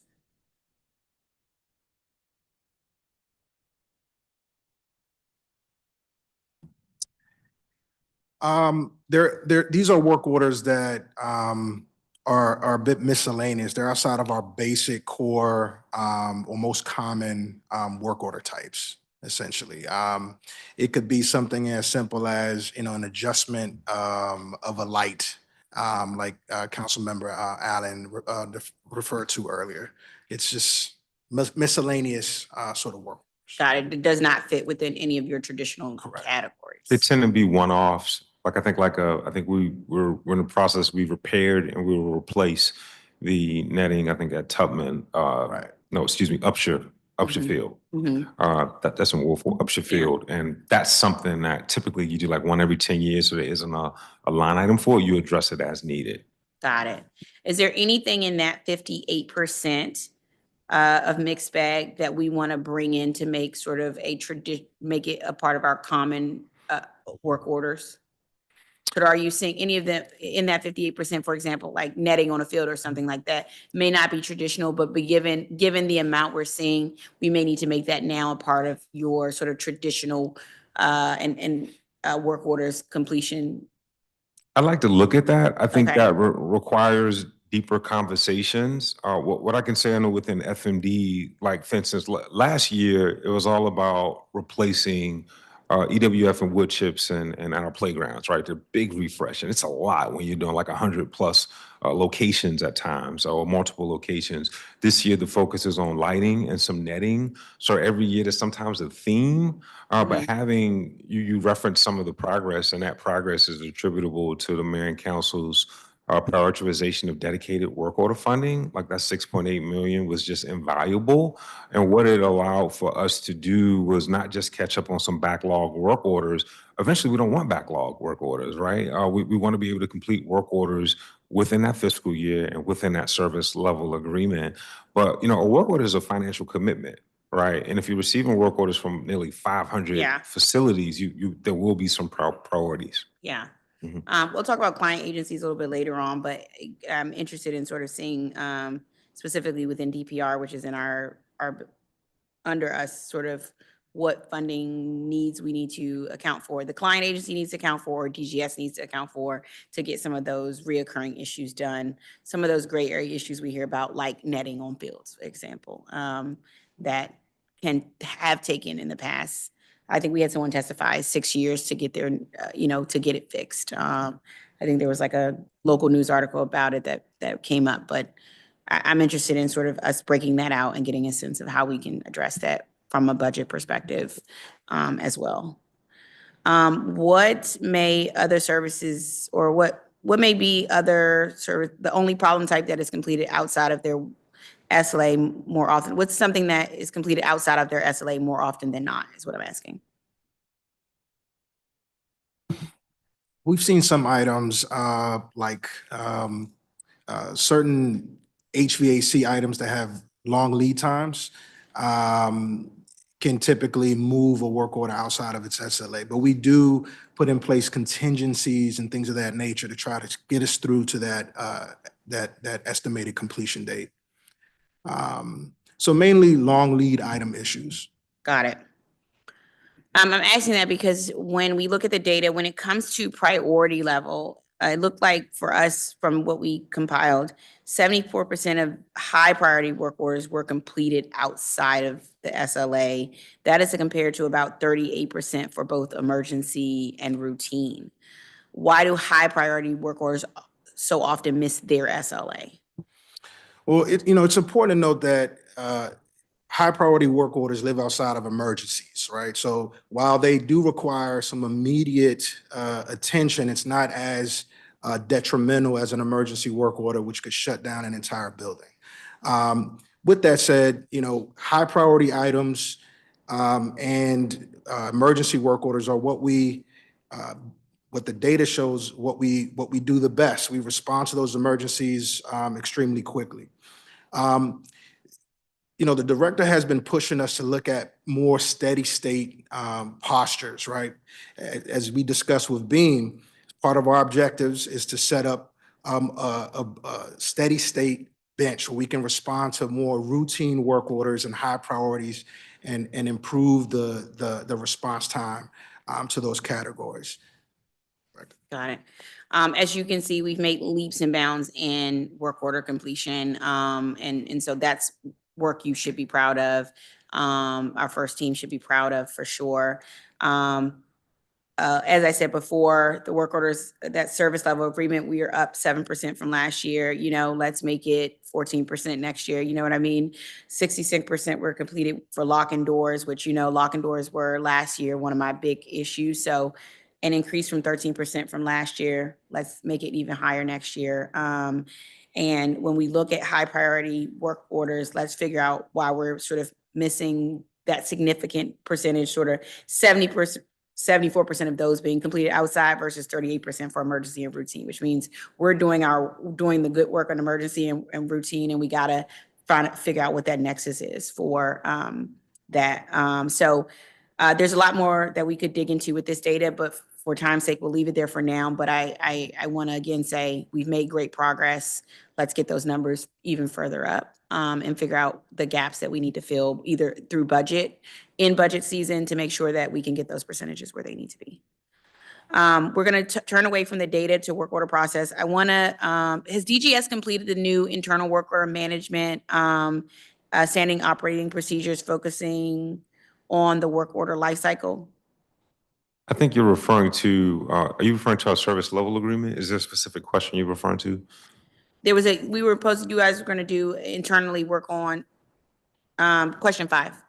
You all were going to work on SOP, the work order management SOPs. Yes.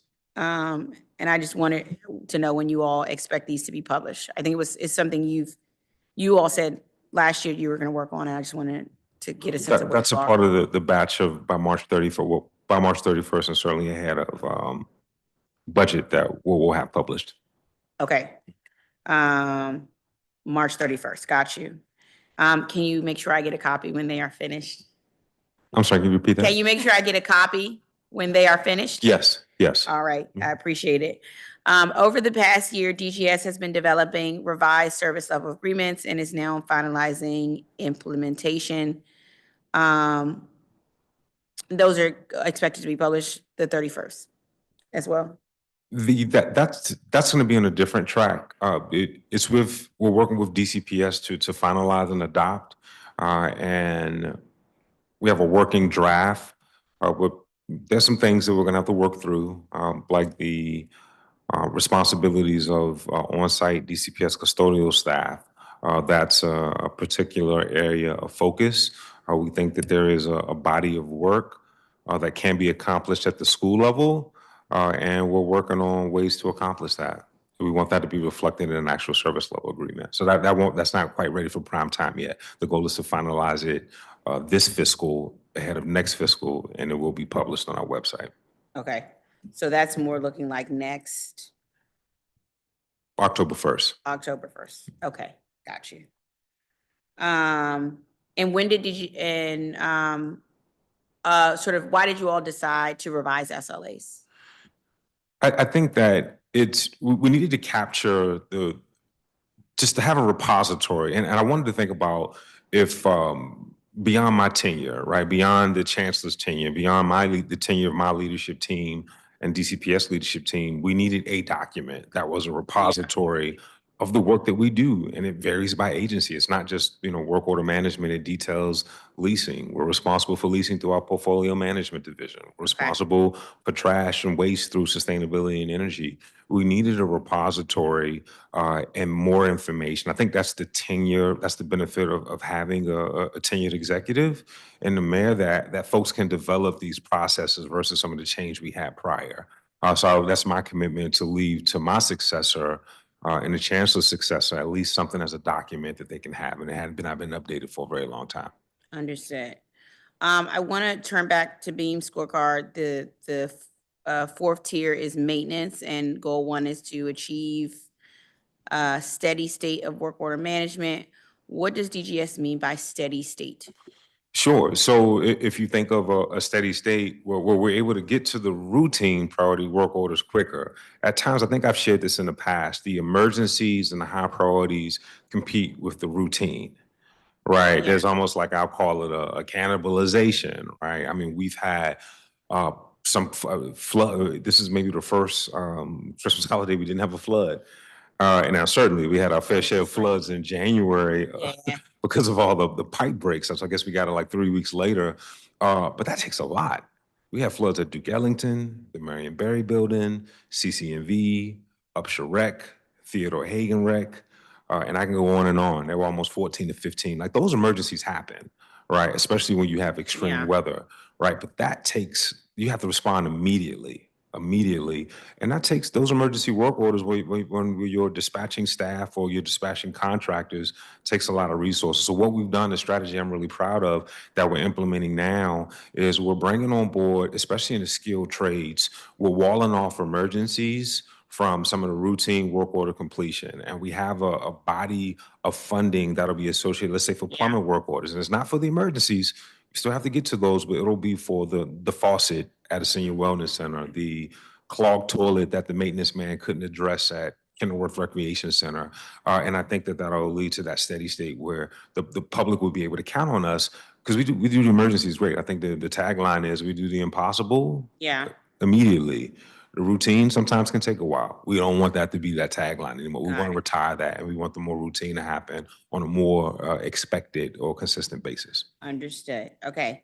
I like that as a goal. I just wanted to make sure it didn't mean we were lowering expectations to meet insufficient resources, which it doesn't sound like we're doing. Objective 1 is percentage decrease change in the average aging rate for completed work orders. What is your goal, DGS's goal for fiscal year 25?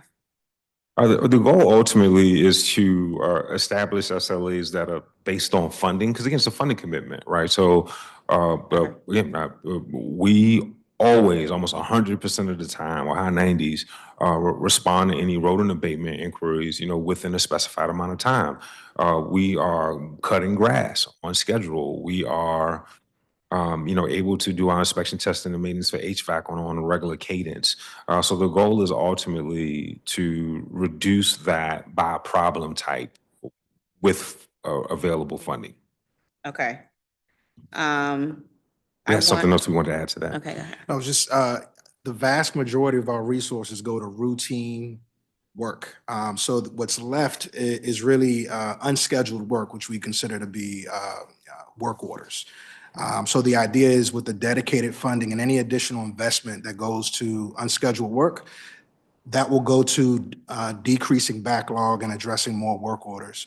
99% of our funds get spent every year, and this is after additional investments throughout the year for work orders. So we do Yeah. it well. When the resources are there, we can execute. Yeah. Objective 4 says increased number of 311 generated work orders received in current fiscal year completed within the SLA. What's your goal for fiscal year 25? The goal, I think last year we completed approximately, I'm reviewing my notes. So the median completion time, of last year, I think I quoted, we completed about 33,000 work orders. 23,000 completions were tied to work orders that were created during that fiscal year, right? And 10,500 completions addressed backlog from previous years. So, as you can see, 23 and 10 were about 66%. I want to get to a point where we can get to 100% within, I would like to get to 100% of non-capital repairs within that fiscal year. I think this year we were at 66 last year. I want to take that jump to get a little closer to 75 to 80% this year. Yeah. Okay. I think that's a good goal. I want to make sure there's objective 5 is establish basic SLAs for core agencies. So DCPS, DPR, FEMS, MPD, and DHS. I think this sounds like quite a deviation from the current SLA system, which assigns a number of days based on one of 3 priority levels, regardless of agency and problem type. Am I right? And that would be a deviation? Or under this system, will all core agency have the same SLAs, or will SLAs differ by core agency is what I'm getting It to? will differ. Again, like I said, all problem types aren't created equal, even within DCPS, right? A clogged toilet in an early childhood classroom, an ECE classroom, is a lot different than one in a high school, right? We know that, given just the programmatic nature of Yeah. pre-K and kindergarten, you got to respond to that immediately, right? So that's a lot quicker than one toilet amongst 20 in a school like Jackson Reed, right? Or probably 50 or 60. So we'll have to look at the nuance for each. Each agency has its own nuance. Got it. I want to make sure it's not doing this. Will this result in core agencies having lower SLAs than non-core agencies, such as Councilmember Henderson just handed to it yesterday at the DACL hearing? We got a lot of testimony from seniors saying sort of, work orders taking longer in some of the senior centers. I think myself and Councilmember Fruman also asked questions about this. So I just want to make sure that this doesn't mean that, non-core agency like DACL or municipal buildings, it won't result in them having lower SLAs than the non-core agencies. No. And Okay. again, the partner service agreements are I think it's a good planning tool. It's I think it demonstrates transparency. We're able to shift and have different conversations. I've been on the other end of the table as a client agency, and when I was presented with good information, we were able to strategize and plan for it. So we want to engage the clients as partners, right? To partner and to solve many of these issues. So the SLA, I think I'm able to have a more strategic conversation with with Director Hines, right, versus not having an SLA. Okay, and so then PSA. how is the new SLA system going to affect estimated completion dates? So again, again, there's two tracks of work, the budgeted and then the unbudgeted work. So we'll be able to, articulate, hey, snow, trash pickup, waste pickup, Yeah. recycling, rodent abatement, right, landscaping, mowing. And again, the work order closure will likely vary from year to year based upon resources. If I could add, and piggyback on what the director said, first of all, we're establishing those lines of responsibilities. Every agency has different tools. For example, DCPS has a team of custodians.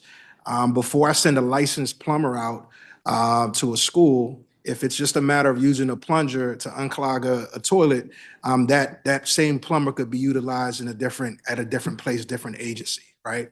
So it opens up our staff to be able to address issues and just be more strategic about how we dispatch. So primarily, we're setting the lines of responsibility and being just more thoughtful about how we utilize our staff. But it's not meant to expand our estimated completion dates or our SLAs or get to work later. It's really meant to be more efficient and to be transparent about what our responsibilities are versus the client agency. Okay, so we're not getting rid of ECDs in that respect. No. Okay, great. I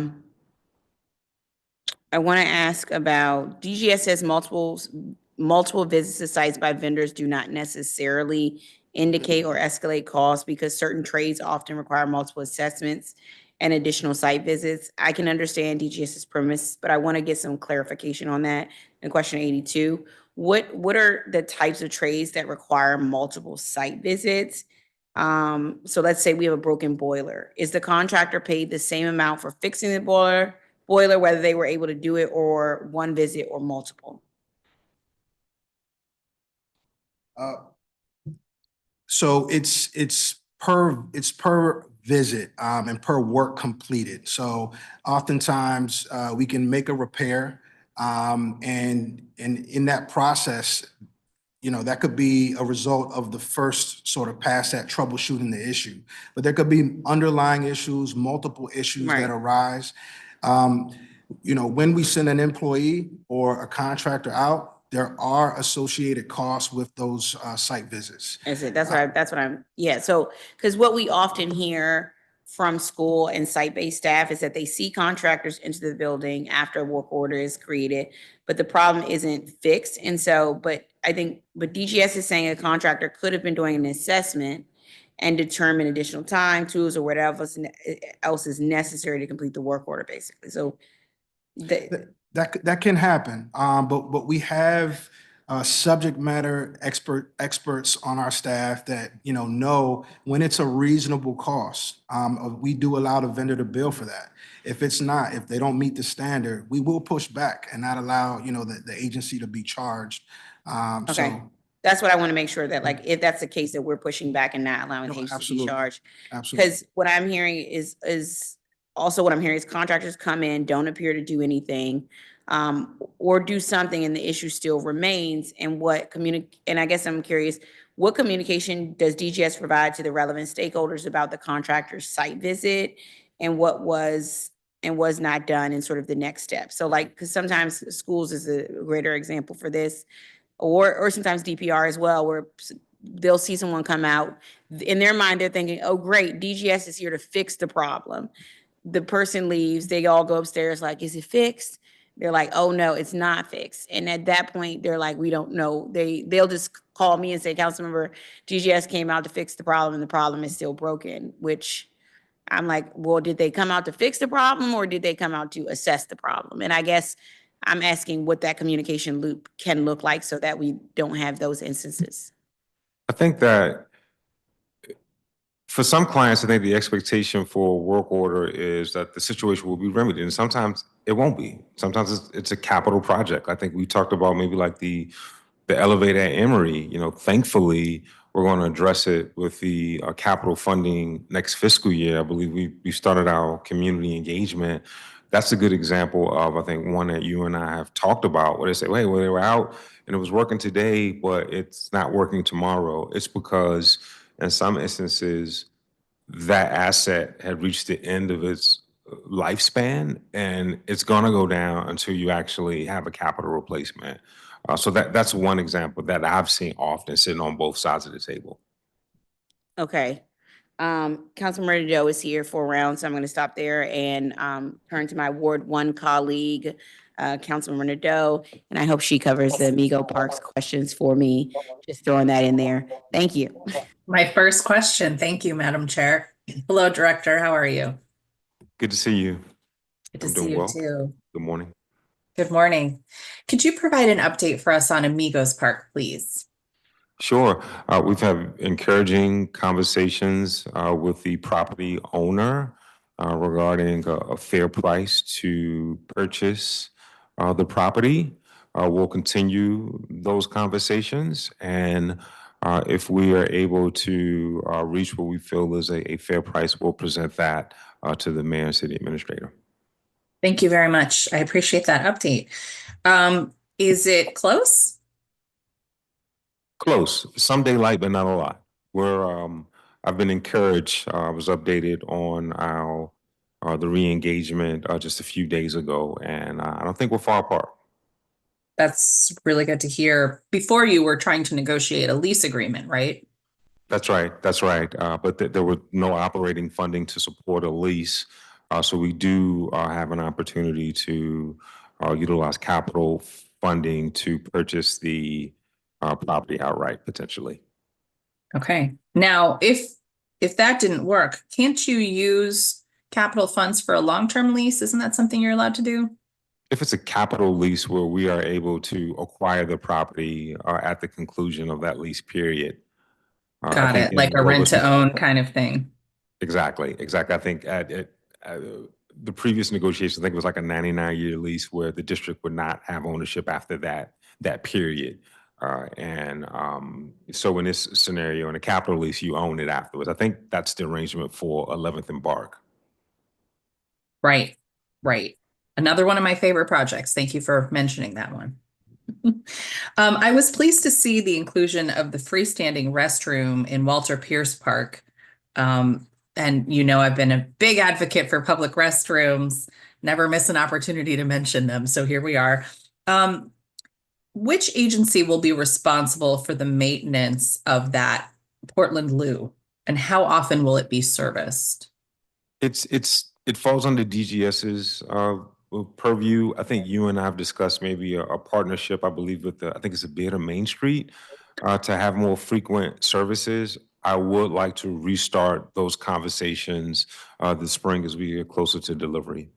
Yeah, so the bid basically tapped out and they said no thank you, which is they run the clean team there. So we're going to have to come up with something else. Do you think if we needed it to be cleaned more frequently than a typical DGS restroom, does that require some additional operating funds, or is that something that you can identify in your budget? My goal is always to solve with existing funds. Yeah. There is a pilot, and I think this is a citywide, I'll call it an opportunity versus a challenge. I think this is a citywide opportunity to address. We are currently hiring for 2-term facility staff to service parks that Councilmember Pinto identified as a pilot. I think it's Banneker and Shaw. I think it's the Garrison Elementary School and the Banneker School, those properties. And it was just less expensive and more efficient to hire term FTEs versus contracting it out. And I want to duplicate that model. My vision is that, especially during the summer months, that we will have employees that can, what I call, work a beat just of outdoor restrooms. As you know, there are a number at Tacoma and Petworth and Fort Lincoln, a number around the city that just need more frequent attention. And right now it competes with staff that are cleaning indoor facilities, right? And our pools, right, which are also high demand and high utilization in and of themselves. Okay, well, let's talk more about that at budget time. And what is the projected completion date for the Portland Loo at Walter Pierce Park? I guess the projected date that it will be opened. Mr. Helly? Right now, we're projecting mid-April. There's some additional work that we're currently completing that is pending a sister agency, but we're currently projecting mid-April. Okay. So what I don't want is for that to open mid-April and for it to become disgusting real quickly because there isn't enough staff to clean it. So let's talk a little bit more before then to try to figure out what we can cobble together. Sure. Okay. I know that my colleague, my at-large colleague, talked to you a little bit about trash. I think my questions are different. I want to talk about trash collection at parks. Do you think DGS should take on the responsibility of collecting trash at parks, given the existing relationship with DPR parks? Well, currently, I recognize the frustration by the public. I am encouraged by the strides that we have made as an agency to Yeah. service the recycling cans and also those 8-yard containers that you see at the schools and recreation centers, the 10 and 8-yard containers. It's been a marked improvement. We now have visual verification as GPS tracking. I do think that there's a broader conversation. I think that your office has reached out. We think it's appropriate to engage the city administrator's office to have a broader discussion, and it's worth discussing, and we're open to it. Okay. Yeah, I was excited to hear at our DPW hearing about the map of litter cans, because I think that'll help the public once it's out, the public understand how everything is serviced as well. Not that they should have to, but given that it's complex, it's nice to have the information available. Has DGS explored using higher capacity or compacting trash cans to reduce overflow? Are you referring to litter cans in parks? Well, I was initially, but if you want to talk about other sites as well, you're welcome to. Sure. No, we're really taking our lead from DPW. If it doesn't make sense to have a compacting recycling litter can, which is within our realm, without a compacting trash litter can. So that would definitely need to be a interagency discussion with your office. Oh, yeah, that makes sense. I'm not sure if you all heard, but I introduced legislation that would create a bottle deposit so that people would be returning their cans and bottles where they buy them rather than throwing them in recycling cans as they're out and about. Should that become law, how do you think it would impact operations across your portfolio? Well, we'd really have to see how it plays out, and we would want to see the data, but it's possible it could lead to a reduced need to haul the recycling litter cans. That's what I was thinking too. I think it's, generally speaking, some people may throw them in there, but I imagine other people will rescue them for the deposit. Mhm. And it could just really cut costs across the various portfolios here between yours and DPW's, because that recycling hauling costs us more than the landfill waste. So I will definitely be interested to know, your budget numbers might actually be helpful to us in this regard, because I would imagine most of what you get in those cans are beverage containers, as opposed to like residential where we get a lot of paper products. So would love to do a data bump with you all at some point on that.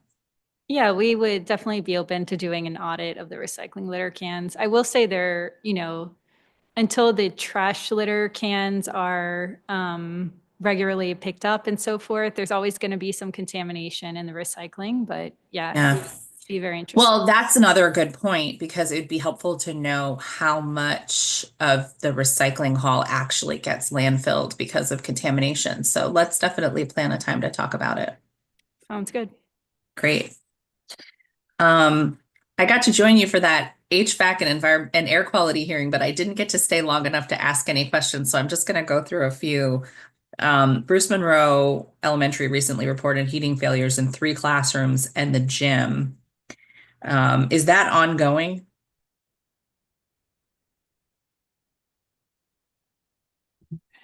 It is ongoing.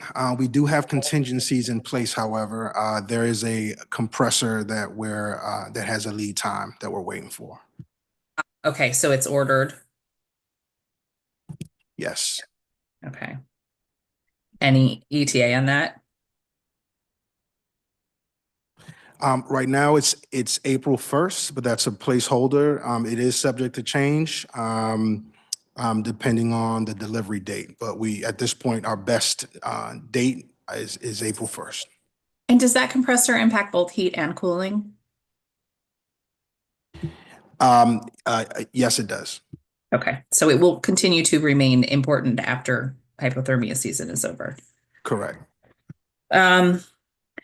Cleveland, of course, was a hot topic at that hearing and in general continues to be. The electrical system has now been upgraded, if I understand correctly. And are we still relying on those hanging heaters and space heaters? There's a twofold question to that. Okay. Of the 18 work orders, 13 have been completed. Mhm. There are contingencies in place. We have approximately 11 to 14 hanging heaters installed, but we are making some capital investments to replace components at Cleveland with existing funding. Ms. Bellino, can you share with the council member? Yeah, we have identified some capital funds to replace the most problematic 11 units in the immediate future. So those have been ordered. We're hoping those will be completed in the next 8 to 10 weeks. And then we're working to identify additional funds to swap out the remaining water source heat pumps. Those were already a planned project, but it's obviously more urgent than we have time to wait for. So that's what we're working towards over the next several months. And is that in this fiscal year, SIP, or is it out? Okay. The immediate 11, we're still identifying for the rest, but we do hope to be able to complete it. Okay. Thank you for that. Cleveland also had a number of air quality issues over the past year, mostly I think due to neighboring construction, but also this building is susceptible to it due to its age. And how has DGS addressed those air quality issues?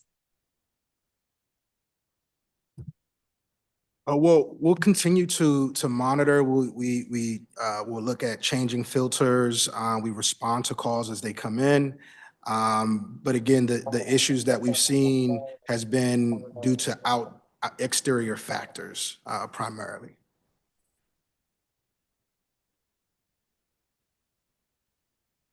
We asked DPW about maintenance and repairs to their 2 parking facilities in the last year. Out of 141 repair and maintenance requests fulfilled or in progress, DGS is responsible for having fulfilled only 4 of them, according to their records. Does that align with your understanding? It is. We've seen in the past, DPW has taken a proactive approach. We understand that sometimes priorities change and sometimes they ask DGS to step in. We do plan to clear up a lot of these lanes of responsibilities with our service level agreements. So it's clear about expectations on both ends. Okay. I appreciate that. I'd like to get an update on that as that progresses, please. Madam Chair, thank you for your patience. I am over my time. I thank you all for your testimony today. Thank you. Director, since we were on, I'll just skip to my waste collection piece and just ask I know sustainability is tier 5 of the scorecard and goal 1 is to continue environmental stewardship through improved operations. DGS says it will improve recycling collection through continued integration of a new hauling vendor and public education campaign. I'm glad to see improving recycling collection will be continued priority for fiscal year 25. I think there have been some improvements with the new hauling vendor in terms of timely service and accountability with the camera and GPS tracking integration. For question 150C, DGS said, DGS is responsible for the majority of these exterior services. However, client agencies such as DCPS and DPR have staff that manage low-level graffiti, trash, and grounds. DGS shares some responsibility for trash collection with DPW. I think this is what makes me concerned about solid waste collection overall is from this answer and what I've seen for myself at DCPS and DPR open spaces. I think we just have too many agencies involved within solid waste collection and in district space. My colleagues feel the same, Councilmember Henderson and Councilmember Nadeau, and I think we're probably gonna have a joint hearing of some sort or roundtable to try to get to the bottom of this. I wanna ask from you, for DPR sites, right, is it correct that DGS is responsible for loose litter and blue recycling cans, which can be reported via 311, and then trash and recycling dumpsters? That's, Yes. okay. Loose litter pickup is handled internally by DGS grounds crew. That's a roving crew that services various locations. We also are responsible through our contractor for servicing those blue recycling cans and also the large containers that you see at schools, wellness centers, the recreation centers and other municipal facilities. And DPW is responsible for the black litter cans. That is which correct. can also be reported via 311. That is correct. And on top of that, it is my understanding all the containers, even those DPR is responsible for emptying, are owned and maintained by DPW. Is that correct? I'm sorry, can you repeat that again? It's my understanding that all the containers, even those DGS is responsible for emptying, are owned and maintained by DPW. For the recycling litter cans, DGS will, if it's needed, will maintain them. Okay. Mhm. So it's just the non-site recycling cans that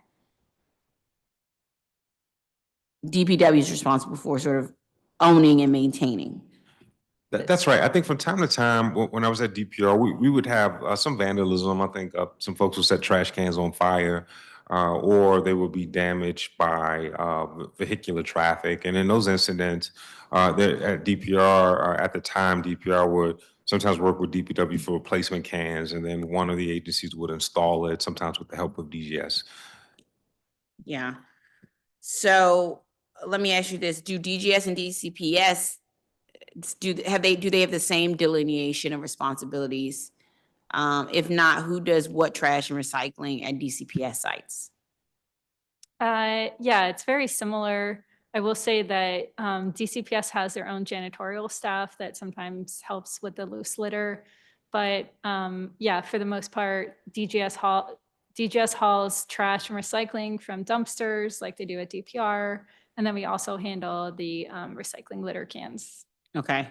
But so loose litter is still on DCPS sites is still DGS, but you all get support from janitorial staff at the schools. Well, they're primarily, the DCPS janitorials primarily service the grounds, especially for those recreation assets. Like I'm thinking about Garrison Elementary, right? They will service the recreation assets and they'll place those either in the large 8-yard containers, which we service, or the smaller trash cans, which are serviced by DPW. Okay. Who decides to place new cans? Whether a lot of the times cans are installed due to new construction or a modernization. And there's some coordinating efforts between DPW and DGS on the litter cans. So as much as we can, we try to co-locate them so that folks will recycle when they're near a trash can. got it. What happens if one is requested? I know Riggs LaSalle requested one. So I'm just trying to get a sense of who decides to place the new cans. We work closely with our DPR partners on that, and I think some of it depends on if it's a trash or a recycling litter can. Okay. So if DPR, I'll ask DPR, my hope is that DPR will not say it's DGS. I think it's a coordinating effort. We Okay, would always consult with the client agency before installing a recycling litter can. how is the loose litter collection pilot at Garrison Elementary and Banneker Fields going? Sure. So right now, we've increased the frequency of servicing those grounds with existing DGS staff as we onboard Okay. 2 new term employees. We hope to make those Okay. selections prior to the spring season. And my vision is that they will work a beat with the priority of Garrison and Banneker, but also other DPR assets along Rhode Island Avenue, like the Harry Thomas Recreation Center, which also has a Yeah, high level of litter, I'll say. So I hope that this is a model. It is a pilot, right? And I hope this is a model that we can expand. okay. We're gonna try to have a roundtable or some type of joint session. So my hope is that, or a joint meeting where we don't even have to have a hearing. We can just all come together and really come up with a plan between DGS, GPW, DCS. It's all too much for the public. And I understand sort of like the position that different trucks doing each task, so it doesn't matter which agency is doing each task, but I think the current system just isn't working. And during public witness testimony as well, like people were like, please figure this out. And even at my listening sessions I've been having recently, people were like, please figure this out. So I'm saying, please help me figure this out, is what we're saying. I wanna, is somebody online? Oh, okay. I wanna come to security and safety. DGS said DCPS is responsible for tracking and deactivation of issued keys, fobs, and access cards. Is DGS or DCS responsible for creating new physical keys? Yes, we have the physical keys, but they have the ability to program cards. So they maintain that. They did send us an MOU to help with electronic key locking repairs, but they continue to provide the programming for the cards. Okay. And then are we still seeing the same issues we were seeing with physical keys in the past, sort of? I guess the goal is to fully integrate to the cards overall, I would hope. Yeah. Yes. So all modernizations are moving to cards as they Okay. go. And we are piloting a project right now to do a study on projects that are not coming up for a modernization, Yes. to do electric card readers on those sites, to see how they go. They are going to be a little bit different than modernized schools because they'll be battery operated. So we do want to consider what impacts that can have through a pilot program. And some of those will come with door changes as well because of the conditions in some of the sites. So looking at piloting a program at Ross Elementary and Okay. Stewart Hobson. Regarding school security for interior locks, interior doors, exterior doors, and PA systems, DCBS typically makes the request to have the issue addressed and escalated, while DGS is responsible for implementation. So can DGS not enter a security work order without DCBS sign off? We certainly can. We have that ability. You have that ability. Okay. DGS said the fire extinguisher preventive maintenance process requires that all extinguishers are inspected and retagged annually before the end of the fiscal year. Are there any legal requirements for extinguisher inspections and replacements? And if so, what are they? It is a requirement to inspect them on an annual basis. And DCPS is on a rolling schedule with the vast majority of inspections happening in the summer, during summer blitz. DGS, I know said fire extinguisher inspections are based on funding, accessibility, and vendor procurement. So I guess in juxtaposed to sort of the legal requirement there versus the funding, accessibility, and vendor procurement. Does that mean fire extinguishers may not be inspected if there is not funding available? I mean, that's generally the case with anything if there's not funding, but it is a priority for us. And we are set to inspect all of the fire extinguishers, and we tend to do it during the summer months. So that is Okay. that is a priority, and there's no concerns about us being able to get that done this year. Okay. I just remember we did a walkthrough at McFarland, and they had a bunch of old, like, expired extinguishers. During my walkthrough, I think this is my walkthrough this past summer. Yeah, we've seen that in some cases, and you know, we're looking at tagging and knowing the exact location, the geolocation of every fire extinguisher, because that can sometimes be a challenge at a school. But you know, we're focused on getting that done this summer. Okay. Yeah, if you could just work with FEMS to figure that out. We were just concerned because it was like, I mean, the fire extinguisher was older than me. And that was concerning at one of our schools. And I was like, what is going on? And the school was the one who, staff was like, by the way, that's fire extinguishers are probably older than you. And I was like, oh, wow, yeah, it is. So, I do just want to say, like, at schools that are sprinklered, which most modernized schools are, the goal is to leave the building if there's a fire. understood. Like, people Yes, should that's not try right. to fight fires. Like, I agree. definitely leave the building if that's the case. I agree. Yeah. DGS said it conducts citywide lightning assessments twice each fiscal year. These assessments are primarily related to public safety. When was the last assessment? We're completing, you've referenced lighting, correct? Yep, citywide Yeah, lighting. so we completed an assessment this November, and much of that work is being completed actually this week. We had a stretch of course, snowy weather and cold weather that prevented us from servicing many of our outdoor light towers, specifically at our parks and baseball fields. That work has been ongoing. I think we're at Parkview a few days ago. I think we're at Bryce Hopper today. Randall, Fort Lincoln, and others are scheduled. Yeah, okay. How many, I guess from that assessment in November, about how many lights needed repair? There were quite a few, and many were just bulb replacements. Okay, And across, so the priority as we head into spring, those priorities include those outdoor assets, right? Because we know that's prime time, typically April through, April through December, that is the priority. will DGS routine maintenance on timers, bulbs, breakers, switches, photo cells be documented in the new Salesforce PM module? It is. So every system's a little different. Some are still manual. Some of the newer systems, they have like what we call like Musco technology, and that's able to be documented.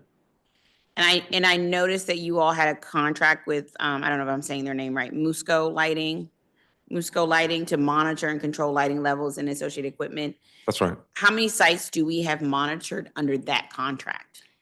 It's some of our newer sites. That has been the standard for newer sites. I can get you those exact numbers. Yeah, about 30%, but it has been the standard as we have modernized facilities, and it allows us to have to control the lighting remotely in some instances. Sometimes there are public safety concerns where MPD will say, hey, we want those lights off. And sometimes they'll say, hey, we want those lights on. And we try to achieve that balance in consultation with the community. DGS reconstituted the contract compliance division with PSD to increase compliance inspections and exercises. Can you explain the reasoning behind that decision? Can you repeat that, please? DGS reconstituted the contract compliance division with PSD to increase compliance inspections and exercises, and I just wanted to understand that decision, the reasoning behind that decision. Yeah, well, I'm pleased with our progress. In fact, we are auditing many of our sites now. Over 100 locations across the district has contract security in some form or fashion. And the efforts include not just uniform checks, but also post orders, the number of staffing. We do threat detection and penetration tests, rather, to try to smuggle an unauthorized item. And those are all used to inform contract accountability and in some instances training. Understood. I want to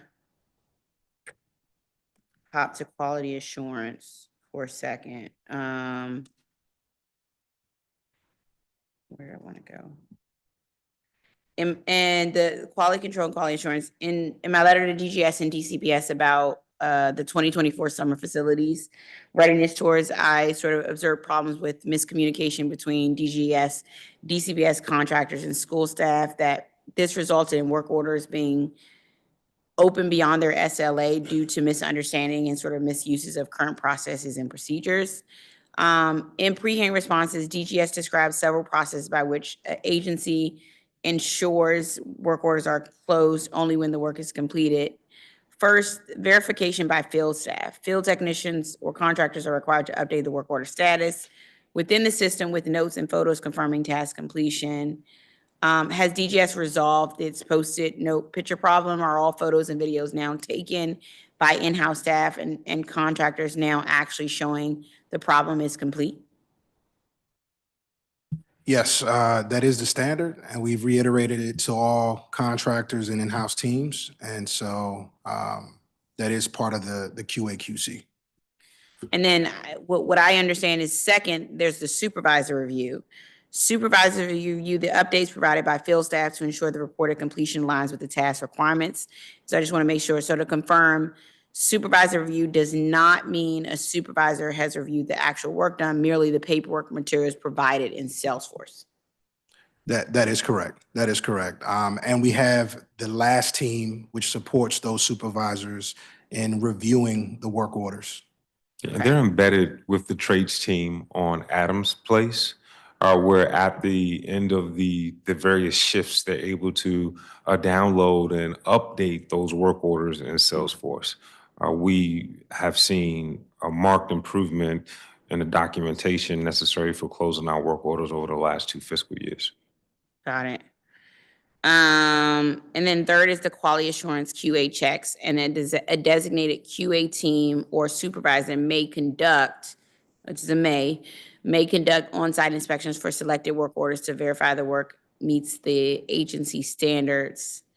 In question 137, DGS noted physical checks by DGS trade supervisors are ad hoc and not systemically recorded. Are physical checks by the quality assurance team tracked? They are. Okay, great. And particularly during the summer blitz is where we implement that program. The director has access to look at our resources to see if we can have it on a year-round basis. That QA/QC team. And I wanted to highlight the work of QA/QC managers, 2 full-time employees that we have working with our DCPS projects. It's my goal to expand that to non-DCPS capital projects and to have this embedded within our facilities and maintenance division. Ms. Bellino, could you talk a bit about the efforts? Yeah, sure. So a few years ago, we brought in a QC team for the school modernizations program in school, the DCPS stabilizations team. So they actually created a whole set of checklists and QC documents for each type of construction. So reviewing during the drawing phase and during the construction phase to be able to back check work. Obviously, 2 people for the amount of work that we're doing for school construction is still stretched. So our PMs take on some of that responsibility as well. And then we also require all the GCs to have QA/QC staff on their team as well. And they have regular meetings once every 2 weeks on site. So that's kind of how our system works. And then there's already kind of legal requirements in place for inspections. So material inspections and code inspections that are followed. Are you all sort of outside of Blitz? Are you all sort of tracking when you're doing physical checks now for quality assurance? We are, again, it is a capacity issue. Outside of summer, it is done primarily by supervisors. What I am looking at, I want to determine, I'm working with the CAO on bringing in a number of contractor responsibilities in-house, either through term FTEs or even what I'll call embedded contractors that are with us for 2,080 hours a week. I think we're at a point now, because we've had success with QA/QC during summer.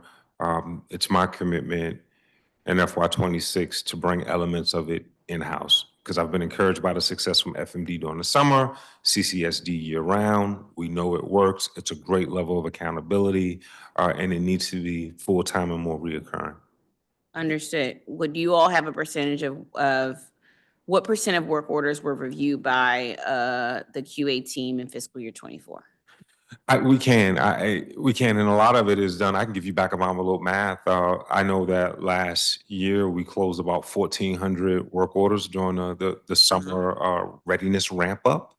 And that 1,400, of course, represented, that's 1,400 of about, I guess, about 33,000, at least for schools or for the total work order number. So it's still a relatively low percentage that we use through contracts, and some through, of course, supervisors. But again, I just think there's opportunity to have it reflected year round in all of our work. Okay. And with tens of thousands of work orders completed, we utilize the technology. Not every work order will require a physical check, but we do recognize the importance and the benefit of doing that on occasion. Got it. I agree, like sort of every work order isn't that, but the ones that are of that nature or the ones where we're seeing consistently sort of having to go back. I am happy with the strides that have been made in QA QC. Let me say that from the 2 years ago when we talked about what that process looks like to where we are now, and with some of the work we did with sort of work order integrity. I think that not the fear of, but the very real reality that DGS's QA/QC team will come out is enough for contractors to, I think, an incentive for contractors to get it right the first time. So as long as we make that threat real, I think that we'll see quality improvement across the board. And so let me check and see where DCPS is for 1 second.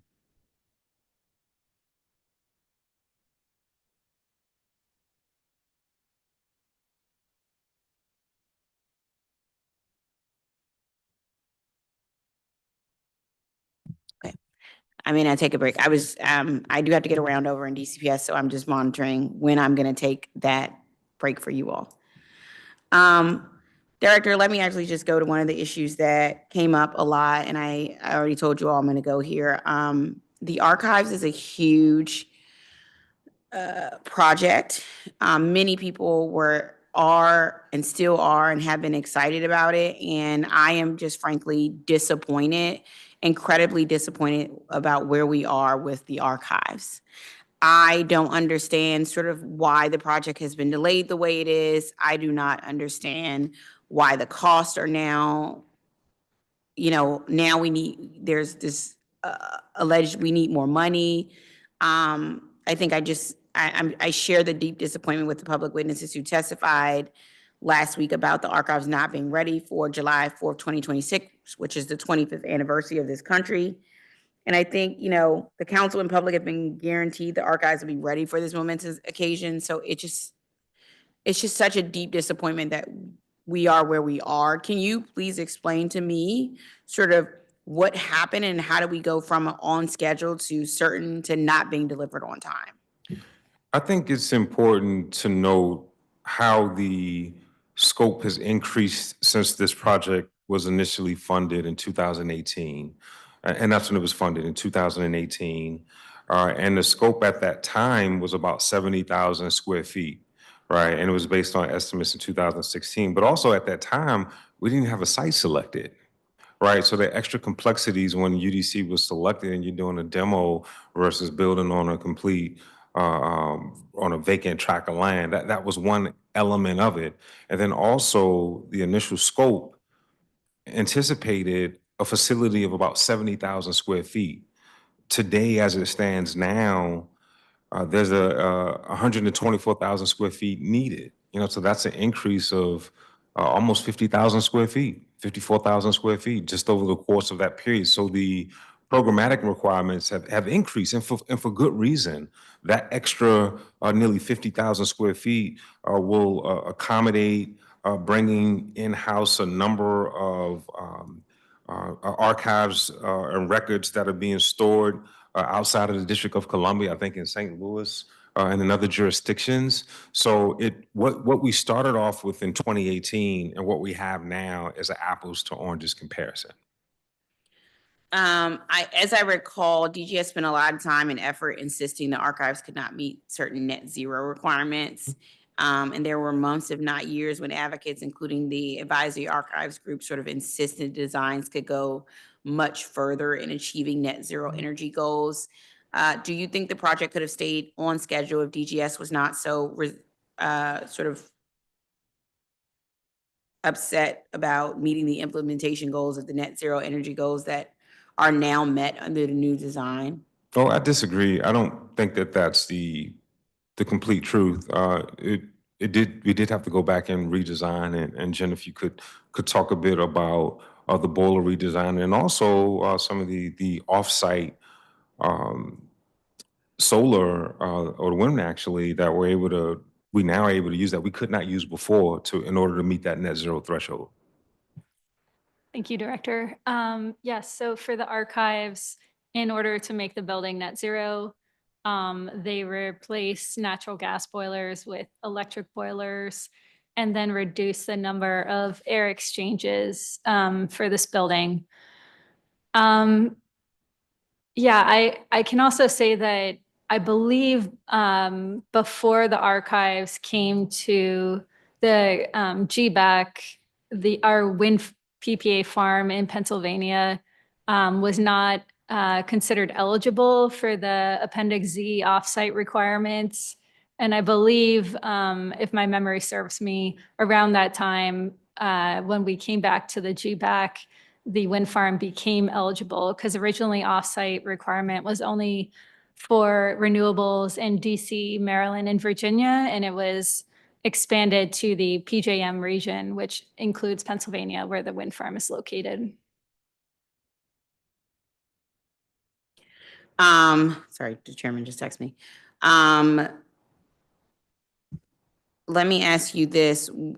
I'm concerned about the cost control on this project, right? It's the projected cost to fully implement the DC Archives project has increased beyond the fiscal year 25 budget allocation by what I see as 52.4 million. Is that correct? Sort of, It is. I guess, why were project labor agreements not incorporated in the original contract? There were a number of new greener building and the Greener Government Buildings Act, I think, was a portion of it. Remember how this was initially funded? I think the initial allocation was about 70 million. It was below that project labor agreement threshold. Now, I think even prior to lowering that threshold, I think from 75 to 50 is 50 now. It would have been within the allowable threshold for not utilizing a PLA.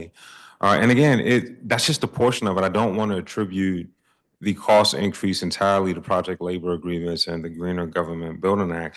I would say the primary is the 45,000 additional square feet. Again, 70,000, 124,000. That is the primary driver of the cost. And why was those considerations not factored in originally? Well, because I think as the Archives Advisory Group and as there's been transitions in leadership within the Secretary's office, they have recommended measures that I think all would agree make sense. We store archives materials in other jurisdictions. It'll be great to have it in one unified location, right? So like that fourth floor, I think, was being constructed to add for additional storage to have everything on site. I think they're paying a number of lease agreements for space across the country. So it makes a lot of sense. Again, when this was funded initially in 2018, no location had been selected.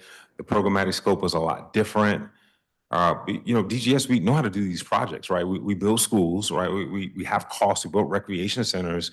But again, you can't start with a $70,000 scope and then increase that to nearly 125,000 and then expect for the cost to be similar, right? There's going to be some increase. I also just wanted to note that when the archives project was awarded to the design build firm, the Greener Government Buildings Amendment Act had not been passed yet. And there was really no transition period for the Greener Government Buildings Amendment Act, which meant that projects that were in design and had planned to use natural gas or basically not be in compliance with Appendix Z, which was a voluntary standard at the time, kind of had to pivot and redesign. And again, like the director is saying, I'm not saying this is a reason for any cost, like major cost overrun, but there are costs associated with redesigning. So what can the archive community, myself, who are adamant about us, completing this project and trying to complete it on time, what can we do to have this project completed on time? What is now the new estimated completion date?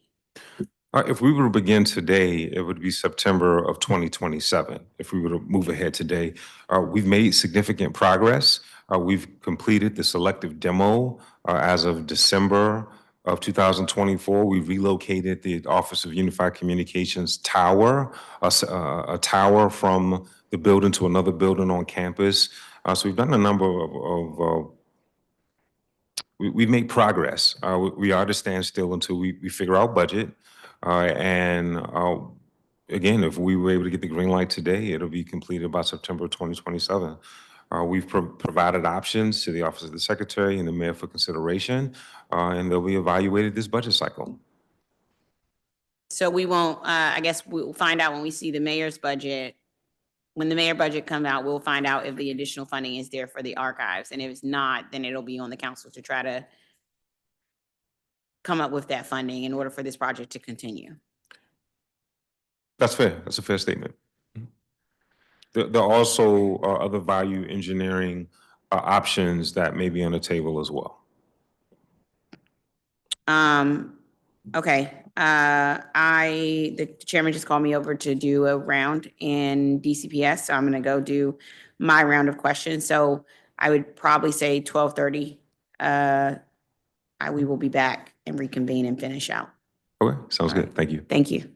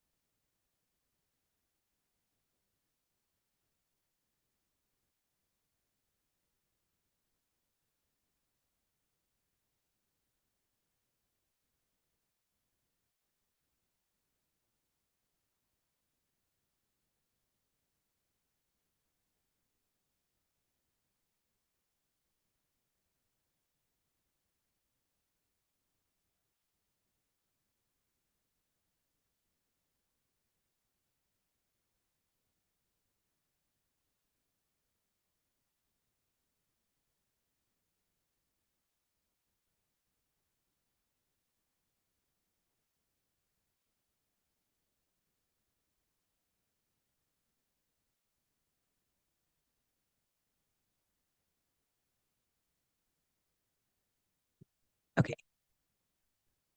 Ready?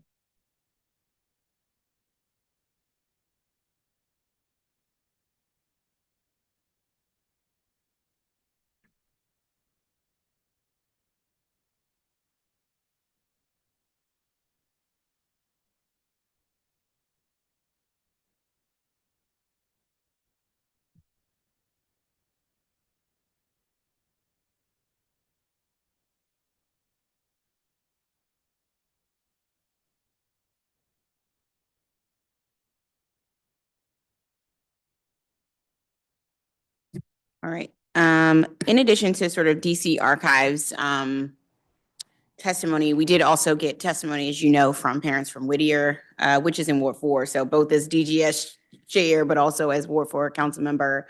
I wanted to make sure we had a chance to discuss sort of Whittier. I understand that the modular space will not be ready until August 2025. Is that correct? 2026. I'm sorry, 2026. Yes. Yes. Hence the issue. I understand they'll be ready by August 2026. I think it could have been if DGS and DCPS considered earlier moving up modernization. I think given the quantity and urgency of the issues that have arisen at Whittier since the delayed timeline was announced. But are the only two options sort of August 2020, or I guess the only option is August 2026. What is a mid-year move to the modular space over winter break of the 2025-2026 school year an option? I'd say on our timeline, probably not. We haven't ordered trailers. Those do take, because of their size and the amount of material that come with them, they take a long time just to have them ordered and then manufactured. The team just started working on this project in late December. So just the permitting process as well. We're still working with MPS on getting our agreement in place for the trailers on that property. So that's very unlikely. Okay. I understood. I was trying to just get the students and teachers out 6 months earlier, understand, given sort of. I will the- say winter moves are painful for folks, so I don't think they'd enjoy it anyway. Yeah. Is the design phase finished, and do they take into account current or projected enrollments? So the trailer project is matching the projected enrollment just in case, although they'll only be there for a short period of time. So we don't expect enrollments to be an issue in the trailer site. Okay, because that came up. I think some parents were worried that it would be an issue. No, it is going to actually be probably our largest trailer campus that we've done because of their enrollment levels. Okay, and have permits already been submitted? Permits are not submitted, but they are working on those right now. Okay, when do you expect those to be submitted? Probably late spring. Okay. DGS shared the condition of the existing Whittier building was not included during discussions in the fall of 2023. However, visits to the school at the time did not identify any known safety concerns. That is surprising to me, I guess, given the age of the building. I guess why was the condition of the building not considered when making the swing space plan? I mean, the DGS was asked to provide kind of an understanding and a study on what it would mean for the trailers to move back. And that understanding for us at the time of the discussion was we would have to move back a year to get the trailers built in that time period. Obviously, that would mean that they're staying in their building for that period of Yeah. time. I don't believe at that period of time there were any significant issues in the building besides we know that there are some ongoing HVAC concerns, but the issues that have come up since then were not going on at the time Got it. that we were aware of. Whittier will be able to remain open through the end of school year 2025-26. That was your answer. I like the confidence and really hope that's true. Does DGS need any additional resources to make that happen? I mean, we're looking at a couple of contingency options especially for next winter, I would say. So prepping for that process over summer to make sure the building lasts through the following year. Yeah, I was sort of deeply concerned about the sudden need to replace Whittier's centralized fire alarm system. The sudden replacement cost $35,000 and some change. That tells me in the Whittier community, I think two things. First is DCPS and DGS will spend a lot of money to keep the building occupiable. And second, we really don't know how much it will cost to keep the building open through June 2026. how confident are we that another tens of thousands of dollars issues won't arise?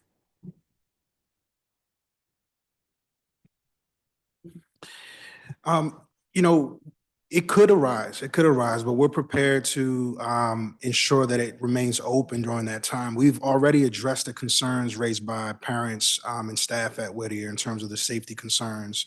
And as new issues arise, we'll continue to assess and remediate. And our goal is to um, not forget about Whittier. We know that there's a modernization project coming down the pike, but we want to make sure that the building is safe and occupiable while we wait for that modernization. Got it. The fire system passed inspection in May and then was non-functional by December. Do we have any idea when between May and December the system stopped working? I believe that it was sometime in December, according to our records. Okay. One thing that came up was that DGS said it was not planning on repointing the brickwork at the 1960 annex because it's going to be demolished during the modernization, and I understand that, but I also hear that bricks are falling. Are there areas besides the annex that bricks are falling, and what other work is DGS doing to prevent the bricks from falling? This is something that we're looking at closely. It could potentially be something we can address on the side nearest the multi-purpose room, possibly for our summer blitz. We are in communications with DCPS on maybe using some of those resources on addressing that issue. We haven't seen water intrusion from bricks at any other side of the building, but we did see some potential water intrusion around certain window sills. Again, we have to balance the resources we apply here, knowing that there's a modernization, but always keeping in mind the safety of the students and staff. Yeah, I get there are high costs, but I just don't want the district to get sued, and much more importantly, I don't want somebody to be hit by a brick falling off the school. So similar to the fire alarm system, I just need DGS and DCPS to not wait for something bad to happen and instead do what needs to be done at the amount, at the amount it costs to keep the building safe. Yeah, I think something that we are looking into at the school is that the main building, the original building of the school, is historic. We will have to maintain it. So any work that is done on the facade there will stay. And we would have likely done it or would do it as part of the modernization. So it wouldn't be money not well spent. The 60s wing on the annex side, likely going, just given its ADA constraints on the site. So investing on that side of the building would be less appropriate, but we are looking at that and considering as we make decisions. Got it. Taking a step back, Whittier is just like most of the other schools that are sort of on the PACE Act awaiting modernization. It's not just their schools, but those schools we know are much just older schools. So they have lots of maintenance issues, preventative maintenance issues that we have to address. I asked the chancellor just now in the hearing that DCPS facilities and DGS come together for some type of task force within there to just basically have someone who's literally focused on our schools that are our older schools that are awaiting their PACE Act modernizations, so that they're not treated in the bunch of every other schools, because we know those are the schools we have to triage. Those are the schools that end up in the news. Those are the schools who parents' PTOs go, on Twitter, News 7, everywhere. And like, this is happening because they're so old. We know already, all of us know that like something's going to happen. When we switch over to the summer, we already know we're going to need contingencies. Like, let's foresee those schools. And I asked the chancellor, I'm asking you all, please put together a team that can focus on our old schools awaiting PACE Act, so that we can try to avoid, the public flare-ups that we experience with those schools. Yeah, I mean, our director has already pulled us together internally to start those conversations. But I think another thing that we do want to think about is the schools that are not actually in the PACE Act, Yeah, which is a whole nother set of That's right. concerns that we have with the Army Corps buildings, which we hopefully will have those added in the PACE Act in 2027. But looking at those schools and what capital improvements might need to be made in the meantime, because even if they are added, they'll likely be kind of further out several years. yeah. And then even for, I think there's an intense desire for sustainable contingencies. As you know, we're ending winter. Now's the I was time just to. about to go there. Look at you. You already knew where I was flowing. Go ahead. No, I mean, now we have to be 2 seasons ahead. Now's the time to, for us, summer is here. Yeah, All right, we need to now be Exactly planning not right. just for summer, but also next winter. And we're doing an assessment for a number of schools, like with Cleveland in particular, given the nature of that Army Corps site. It was this old Army Corps project. It doesn't have windows, right, that open, right, Yeah. to install contingencies. So we're going back to the drawing board now to think through what sustainable contingencies are necessary. Deputy Gonzalez, if you talk about some of the heavy ups and some of the contingencies that where we've had success. Absolutely.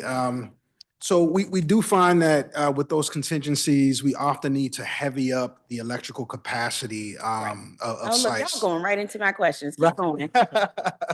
Just- Um, so that's exactly right. And you know, a lot of times it does require heavy ups. We have teams that perform that work. It does require assessments. So when we know that an HVAC issue will take several days to repair, we immediately go into contingency. So we've I know we've seen that. spot coolers are a common contingency. Yes. When central air conditioning goes out. During summer facilities tours, I think we saw lots of classrooms with spot coolers, yet the temperatures were still quite high. We saw spot coolers are effective only when their ventilation is routed out of the room, either outside through a window or to a duct that takes the air away.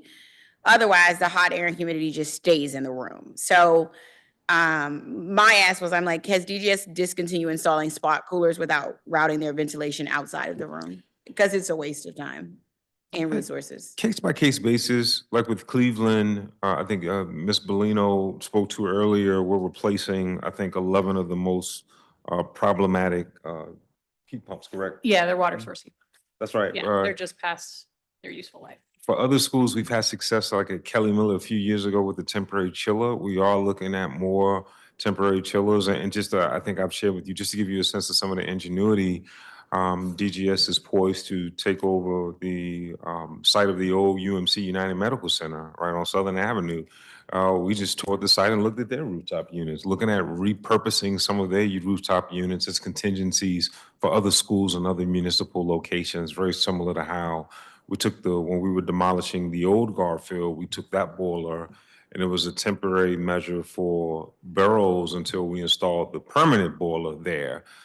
So I just demonstrate that I want the public to know that we are maximizing every available resource, even if it's used parts, in order to keep these facilities in good working order. Okay, I hear you. I hear you. I'm gonna say I just don't want us to waste our time with the spot coolers that are rooted in the room. They don't do anything. Let's use them at the schools where we can actually use the air and get them there versus, because then they're just making noise and everybody hot at the same time. It's It's our terrible policy combination. it's our policy to vent through the window. Obviously, we want the main system to be operational. That's why we're investing in PM. But if we can't vent to the window, we'll vent to a plenum, to the plenum in the room. But you know, our goal is to vent to the window as much as possible. Got it. I want to, speaking of schools that always need contingencies, I want to go to Roosevelt for a moment. We talked a little bit about sort of what we will need to do with Roosevelt on a permanent basis, but last year when we did Roosevelt contingencies, which we all realized there are going to have to be contingencies in place at Roosevelt for cooling. Given the long-term need, I think they have windows. I forget how the windows are such that they cannot. There's certain windows that cannot at Roosevelt, the way it was built, that cannot essentially have our contingencies work there. I'm questioning whether it's worth us replacing those windows. We did that in one of the rooms, actually. You all actually replaced the window in one of the rooms, but I'm wondering if we can do that across the board, or if it's a plan to do that across the board, given what we know the limitations are with cooling at Roosevelt. I did just want to circle back on from our HVAC hearing. So the work that was done at Roosevelt last summer for the building A is what they call it. It is holding, and it seems to be showing significant improvement in that section of the building, which is a good sign for all of us. So that work will continue in B and C over the course of this year. So we are hopeful that with this improvement that has been made, that we will see significant improvement across the building. That's been compressor replacements and some piping work that's been done throughout the building. So hopeful that that will start to solve more and more issues, and then contingencies will be less of a need. Okay. I don't know how much it costs to replace windows, so I'm just trying to get a sense of whether that's something that will need to be done while we await to see if sort of the long-term solution or the solution we've put in is going to be can be the permanent solution. Ms. Bellino, could you talk about any historic preservation sort of considerations? Yeah, so Roosevelt's obviously one of our more historic buildings, as is a lot of the DCPS portfolio. So it depends on the type of window and obviously the visuals. We might have to, if it's a temporary measure, take them back to being then put to the historic building windows later. So it would depend on window type and any impacts that it has to the preservation status. Okay. I'll keep following up with you all just because as we go into budget, I have to consider Roosevelt, and I want to make sure. And opening windows does pose its inherent issues as well. I mean, it can, when students open and close windows, it can impact the ecosystem in the building, which can throw off the HVAC system. So we do want to discourage a lot of that individual window opening. At the same time, be able to put in contingencies when necessary. And Yeah. Also, windows on the ground floor, it creates a security concern if they're changed. Got it. Director, one of the big things we talked about early on when you first started was trainings and improving the amount of trainings. And I think and that's goal 2 of your themes is sort of provide system training to DCPS and DPR staff. So I'm happy to see that. What will DGS provide trainings to all DCPS and DPR staff, or only those with Salesforce access? I think every agency, the responsibility differs. Like at DPR, you'll have a number of site on staff that has Salesforce access. We want to be a part of their regular trainings, especially in the lead up to summer. Director Freeman and I are having ongoing conversations about that. The training has been more defined with DCPS. And again, I want to expand that. I think I shared early on the conversations that I'm having with Director Hines about rethinking building management, how we triage work orders. I think her work order management is centrally located. Is there an opportunity to decentralize elements of it, or is it best to still be centralized? So every agency, it'll vary, and we want to take an agency by agency approach.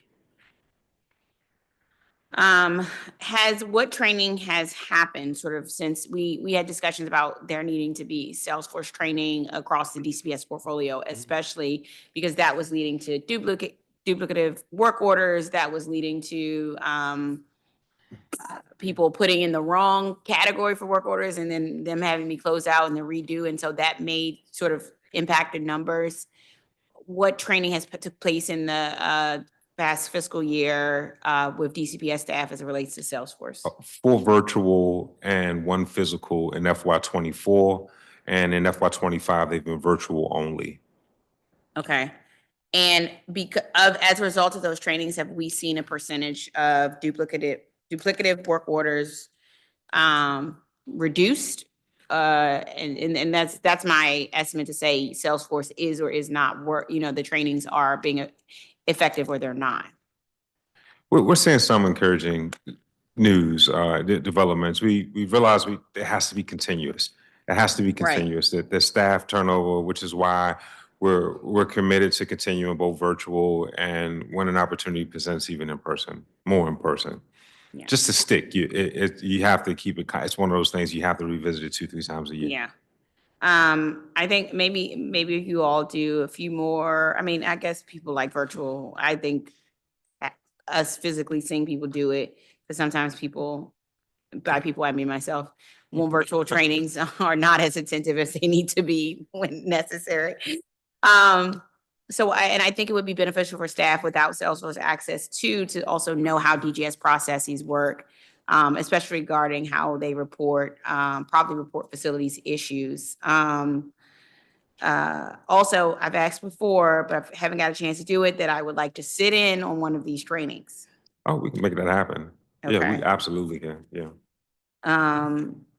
DGS has also developed a training video for DCPS users, so they can watch their own pace and revisit content if needed. Is the video in addition to or instead of in-person or virtual trainings? It'll be in addition. Okay. I think it's a great refresher, and we're committed to having that virtual training in FY25 this fiscal year, so before September 30th. It will be a library where the videos can be referenced, and Mhm. we've expanded to DPR as well. We've done some training there, Great. and we've already seen a reduction in some of the duplicate work order submissions. As a result of the trainings you've done, does DGS know of at least one person at every facility has completed training? I'll confirm. I believe that. I'm pretty sure that's the case, but I'll confirm virtually. And does DGS know if every person with Salesforce access has completed training? I'll confirm as well. Okay.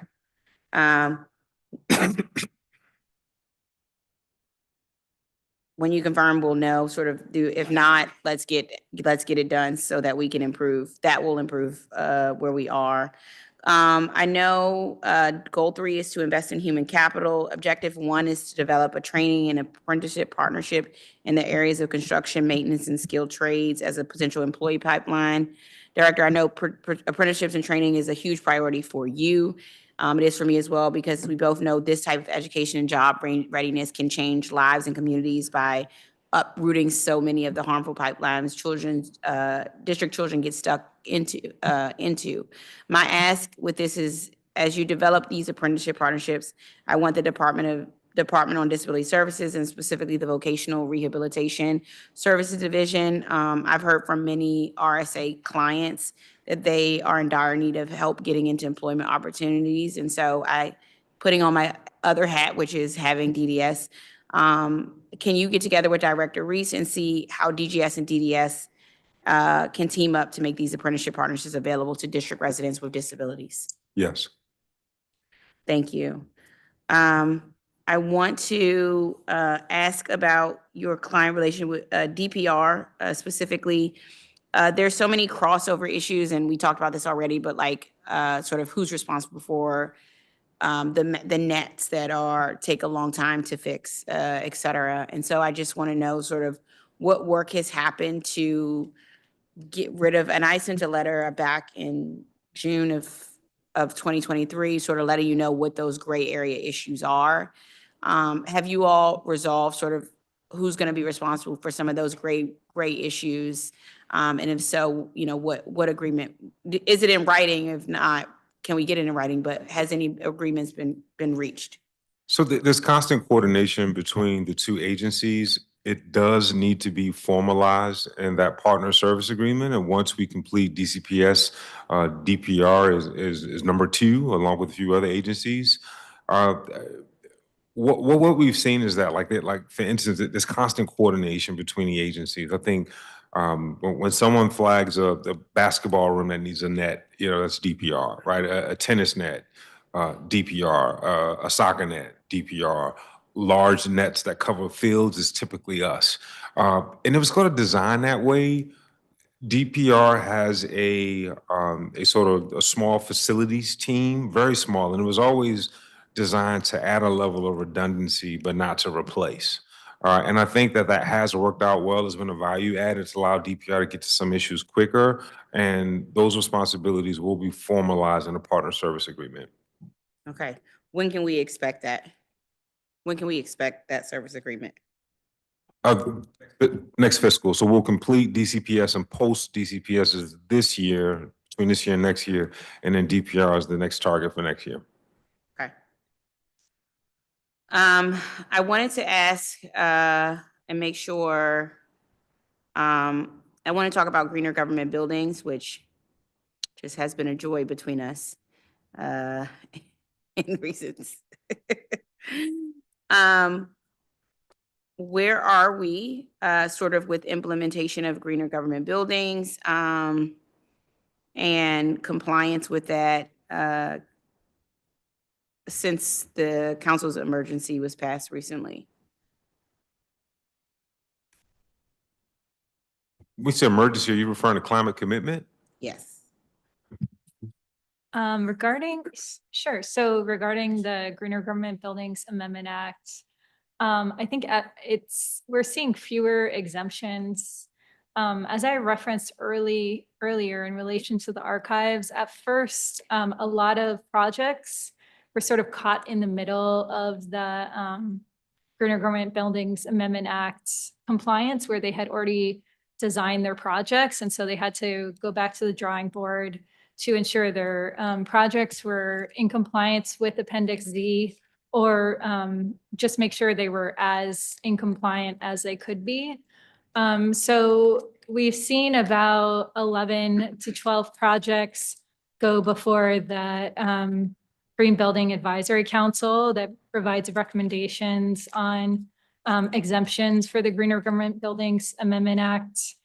And yeah, I think we are, particularly for schools, we're going to be seeing fewer exemptions. Of course, you know, there are always going to be cases where there may need to be an exemption. For instance, and I believe a gentleman spoke to this during the public witness hearing, but there are cases where if you, for instance, have a slate roof, you can't put solar on that roof. Or there are many entitlements that review these projects, and some of them don't want to be able to see solar from the street. And so that restricts solar and the ability to meet the Appendix Z on-site requirements. But overall, I think we're headed in the right direction. And, you know, we kind of like, I wouldn't say we were caught off guard, but a lot of projects weren't expecting the law. And so they were kind of scrambling on how to be in compliant. But I think now a lot of people have been trained on the act and people are understanding it better. And we're trying to get ahead of it by requiring general contractors to be in compliance with language in our RFPs. Are you all, and just for the public, the Climate Commitment Act of 2022 basically prohibits the district government from installing space or water heating systems that rely on the combustion of natural gas, oil, or other fossil fuels in district-owned buildings beginning January 1st of 2025. Is DGS on target to meet the statutory deadline of this law? And if not, why? Sure. So for the Climate Commitment Amendment Act you just referenced, DC government was required to stop installing new natural gas systems starting January 1, 2025. We've had a little time to prepare for that law. And so, yes, I would say that we're on track to be in compliance. And has DGS budgeted to comply with implementing this law? If so, what funding is allocated in the operating and capital plans? But they're reflected in a number of our existing capital projects. It has been the standard, for instance, that even prior to the law, many of the modernizations that we delivered at schools this summer, there are just a few projects that already received a permitting approval, I think prior to January 1st, that will end out, but it more and more, it is the standard for all capital projects. And yeah, as the director said, you know, we want to get away from using fossil fuels in space and water heating. And that's been our desire for a few years, as demonstrated by the first net zero energy schools in the building, which do not use combustion other than perhaps for Bunsen burners. We want to get away from gas as much as possible. So I think the law aligns with our mission that's been there for a few years now. I'd say that includes when we do full-scale HVAC replacements for small capital projects. Yeah. We're also switching to all electric for those as well. Okay. So it just seems like for some projects, you're able to absorb the cost, and then for others, like the costs, it's a new exorbitant cost, and I'm just trying to reconcile why for some the cost can be absorbed and why for others it I think it's the becomes this repairs. exorbitant cost. I think it's the repairs. I think the amendment that we requested was specific to repairing systems. If you could, Jen, can you talk about that distinction? Sure. So, yes, an amendment, emergency legislation was introduced to try and clarify the act because the act was very broad, which left a lot of gray area for interpretation. So, some people could interpret the law as appliances being, toasters and fridges and Energy Star appliances. But DGS chose to interpret it as equipment, heating equipment like HVAC. But there was some confusion over exactly what type of equipment. So are those systems? Are those component parts? Are those units?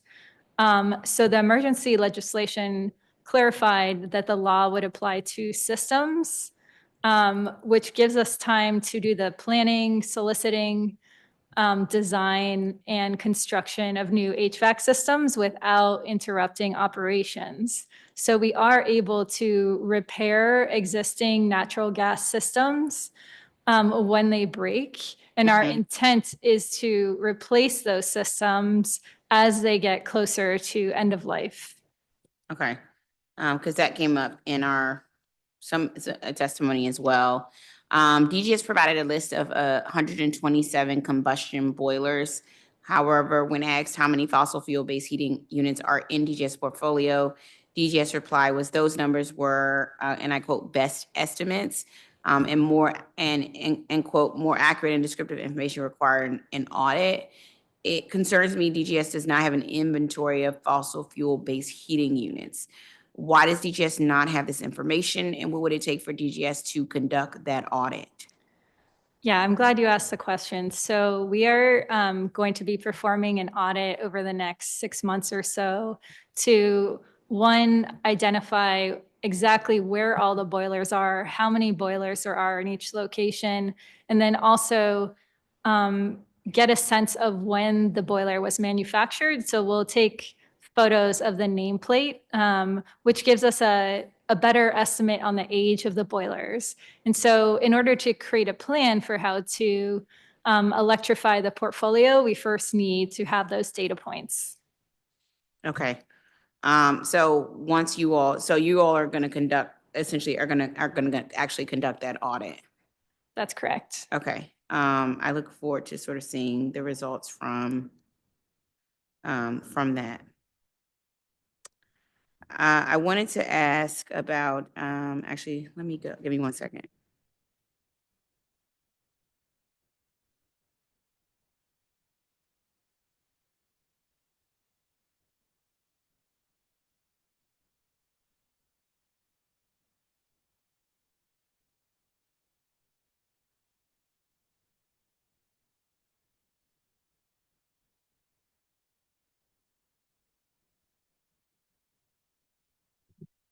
Councilman Pinto couldn't make it today, so I just wanted to make sure I cover hers, and found it. On, the Aston came up in public testimony. On Friday, February 21st, 2022, there was a Pepco outage impacting the West End, and the Aston was impacted. When was the agency notified that the Aston was offline? We received a notification at CCSD the same day. Okay. And the generator the Aston had was not sufficient to meet the needs of the building, which was the reason why the residents were evacuated. When was the agency informed of the evacuation, and who made the call to do the evacuation? So the generator that's at the Aston was purchased with the building. It was not updated. Got it. It's an existing generator, and it was meant to service the emergency systems. So that's emergency lights, exit signs, et cetera. It was not meant to run the building for an extended period of time, all of the HVAC systems. Got it. So, I mean, I guess with the knowledge that the Aston housed vulnerable populations that made it traumatic and difficult in displacing them, why didn't DGS install a higher capacity generator? So, I mean, that's a good question. In the past, we've worked with DHS, our client agency, to perform generator upgrades and other facilities. Mhm. I think there were 9 that were completed two years ago. This particular project, we recently completed. We will work with DHS on a capital project in the future to also add that feature. But at the time when we were moving through to get it to certificate of occupancy, it was not a scope that we had included. And Okay. I wanted to add, the building was purchased, I believe, for a little over 25 million. And the selection of the site was for strategic purposes, right? The need to be in the Foggy Bottom community. But the renovation budget was only about 4 million or so, right? For a property of that age and of that size, I think there's an understanding we're going to have to do ongoing work, and it's going to have to be completed in phases. The initial goal was just to get it activated. Right. And then now I think we have a capital project in this fiscal, and maybe it extends in the next to replace the roof. We're likely going to have to address the elevators. And then maybe we should also look at the boiler and other elements. It's going on just to manage expectations. It's going to take some time for that building to be as resilient as we would like it to be. Again, I think the 801 Men's East Shelter, that generator can last for how long? 24 hours. Yeah, 24 hours. So a multi-day, 72 hours is Right. pretty unprecedented. But with the minimum, we want to at least get to 24 hours. Where you can sustain full systems. Right now, again, it's just designed for elevators, lights, alarms, Yeah, things it's like like that. I think the current generator only does emergency electricity. The generator cannot do heating or cooling. I mean, and there was, I guess, no hot water. So I guess I'm confused as how it was missed during the assessment of the Aston. Such a limited generator. Can you repeat that? How all the sort of this generator was missed during the assessment of the Aston. It sounds like at the outset it was missed.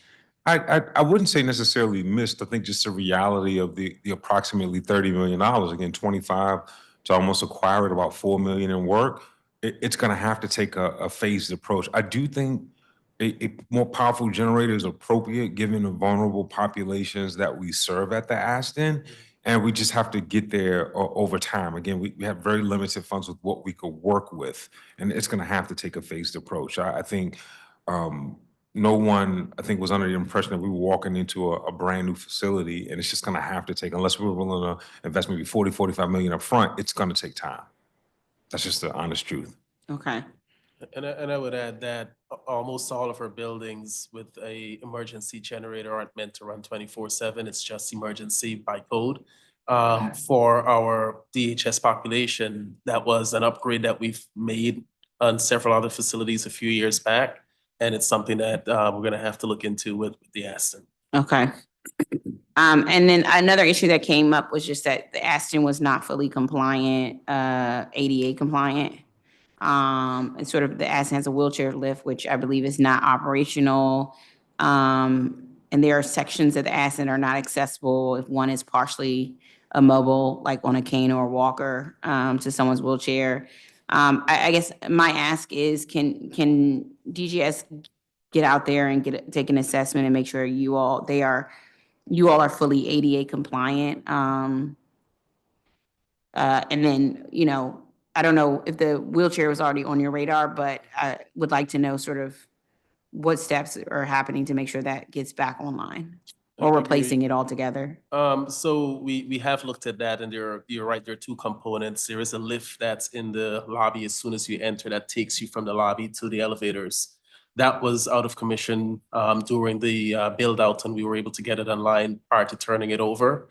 The area that I think is still in question is outside of the building itself, but it's a walk path that leads to a courtyard. And it's an amenity to the building. We have to investigate whether or not it would be feasible due to the space constraints, whether or not we can install a ramp or some other ability to get individuals back to the courtyard. And then once we've done that and performed an assessment, we'll work with DHS and funding opportunity and timing to be able to remediate that situation. Okay. I appreciate any help you can do. We had multiple witnesses testify, and Ward 2 Councilmember also reached out, could not be here, but wanted to make sure that that what happened with the Aston won't happen again, but also that it's on the radar to fix the ongoing issues there. Want to ask, especially now, because I guess with all this tariffs stuff that's happening, we already talked about this. I was going to ask you about this anyway, but now I'm a little more concerned with material costs and what's happening.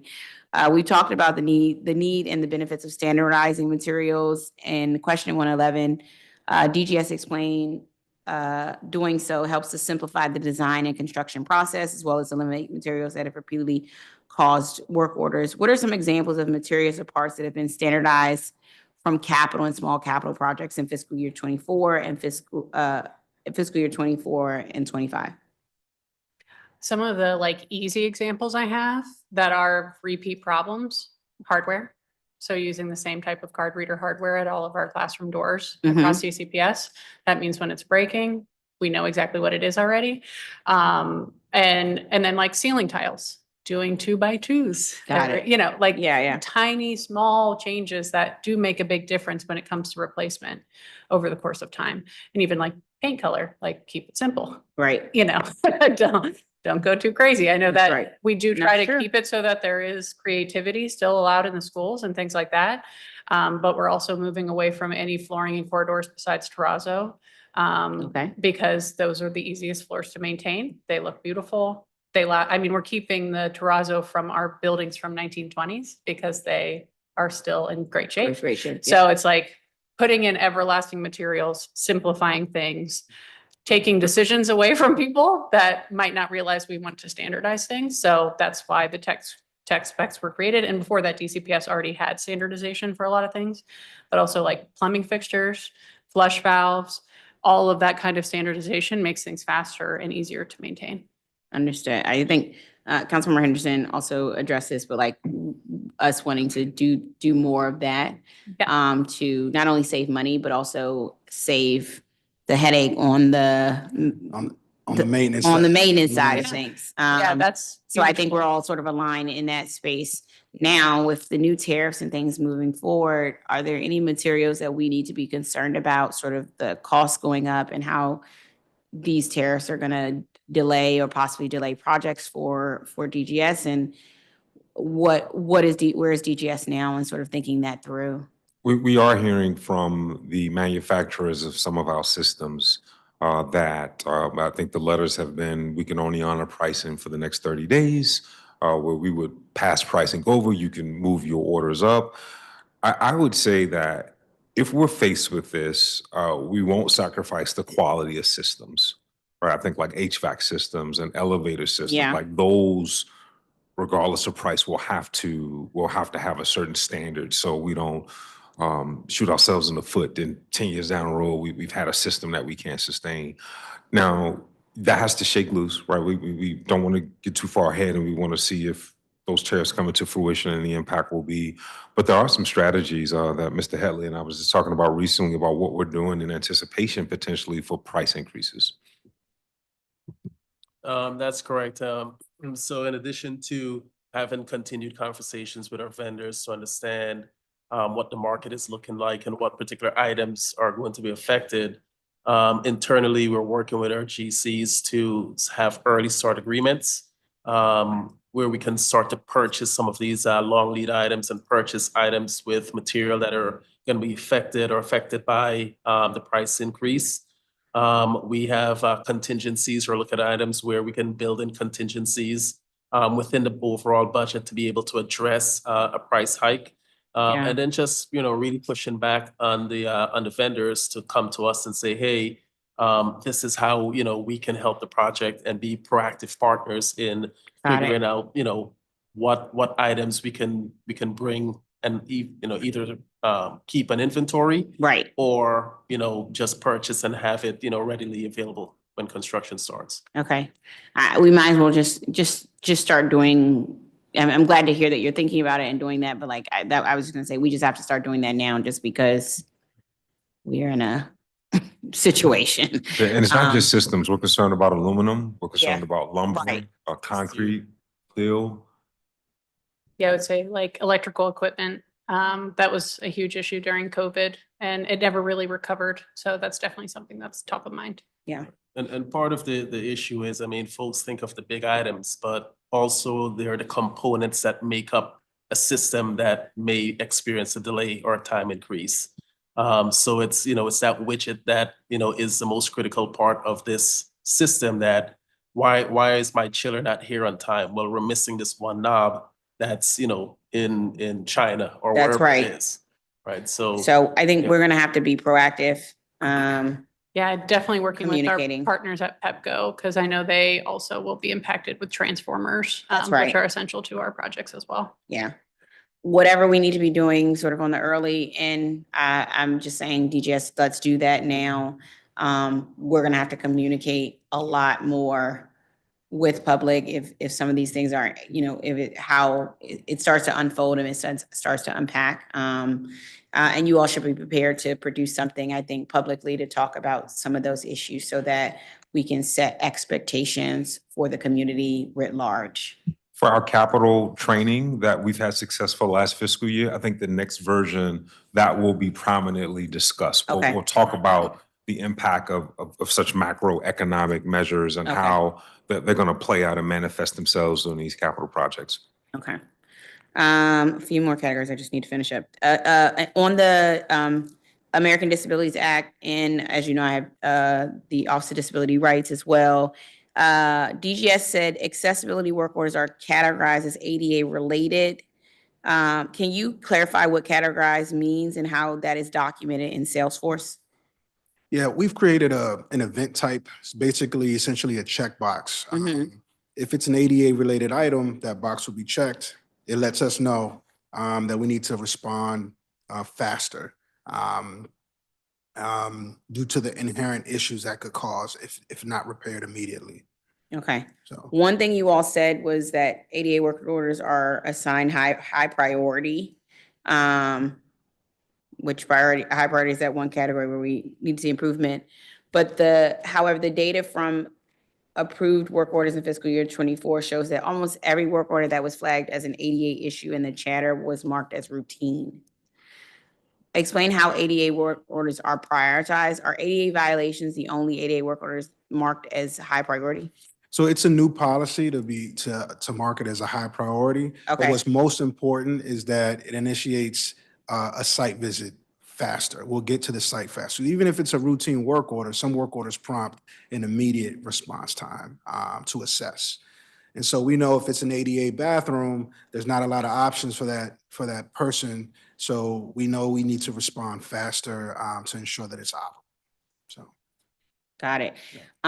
Can you all provide data for all ADA related work orders in fiscal year 24 and 25 for us to get a sense of sort of where our ADA issues are coming in? I imagine it's going to be mostly doors and lifts, and elevators. But if you can provide data to the committee, that would be great. Yes. DCPS Small Cap Projects has a funding project dedicated to accessibility projects. Yeah, we have a project gonna- pool for ADA specific projects. So it includes like elevator replacements, lift Okay. replacements, ramp installations, and then also we've started doing bathroom replacements to make those accessible as well. Okay. What do other client agencies have ADA dedicated funding as well? Yes, DPR as well have several ADA packages. We're now completing package 1, which has Banneker, for instance, as part of that. That is being completed. The type of scope we see in those are restroom related, entry path, making sure that the entry into the facility is ADA as well as doors and hardware. And there are 4 of those packages that is currently being procured and or installed. Got it. Okay. We want to just continue to work to improve ADA compliance across the spectrum. When Monday, I will be with Office of Disability Rights and my disability cluster, and that'll be something that we raise. So I just wanted to see how you all relate to sort of their work and that funding and their decisions there. So, preventative maintenance, we talked about it for the last 2 years, and I'm very glad DGS is making much needed updates to Salesforce to integrate PM and inspection testing and maintenance for one centralized system. I just think it's going to go a long way. The DGS preventive maintenance Salesforce module will be completed in Q2 of 2025. Can we get any more specific, sort of a month, or where are we with that? We're completing training now with our various vendors. In fact, we had trainings just this week with a number of our ITM vendors. So our goal is by April 1 or in early April, you'll see those tracked, and you'll see those tracked formally in Salesforce. And I want to shift the conversation, not just the work orders, but what PM measures we can track, filter changes, and the like. Got it. I took DGS has 7 asset types with preventative maintenance efforts. I want to confirm, is plumbing still getting preventative maintenance in fiscal year 25? I think, well, it's always been my goal to have more robust preventative maintenance for plumbing. I kind of consider that the next frontier. We are doing some things differently with plumbing that you can speak to. Well, we're excited because the plumbing steady state procurement has completed. And so a vendor has been awarded for that. We will be utilizing that contract for routine work orders and to begin the first stages of the PM process. We'll be assigning that work to the newly awarded contractor. Okay. So plumbing, yes, plumbing is still getting preventative maintenance. It just looks different than. Plumbing we did commit to this year, starting the PM process for plumbing, and that's what we are proceeding with that. And we'll also create a module for PM as well, so that we can track it there. And I'll just add that FEMS facilities are getting PM for plumbing. Oh, great. Mhm. Great. Are locks and doors getting preventative maintenance?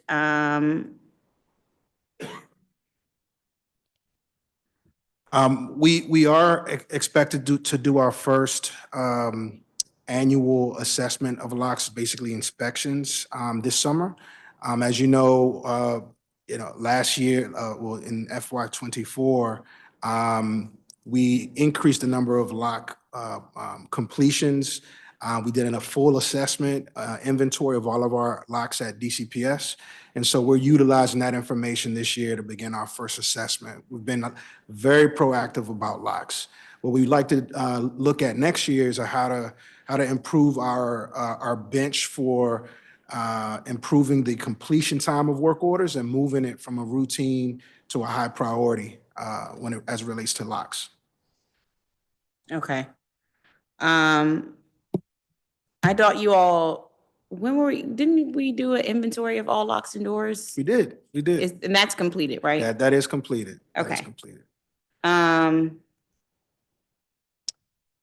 Question was, does DGS say DGS is responsible for all HVAC services except the standard filter replacement? Does this mean that filter replacement is a level 1 service that the client agency is responsible for? Meaning client agency is responsible sort of for some preventative maintenance in that respect? So for HVAC systems in Yes. particular, that is DGS, a DGS responsibility. So it's a combination of in-house teams and contractors. Okay. That's been more of a shift to reduce expenditures. We have our FTEs doing more filter changes. Right, FTEs do it twice a year and then contractors twice a year. Oh, okay. And are those being logged in the new Salesforce module? It will be.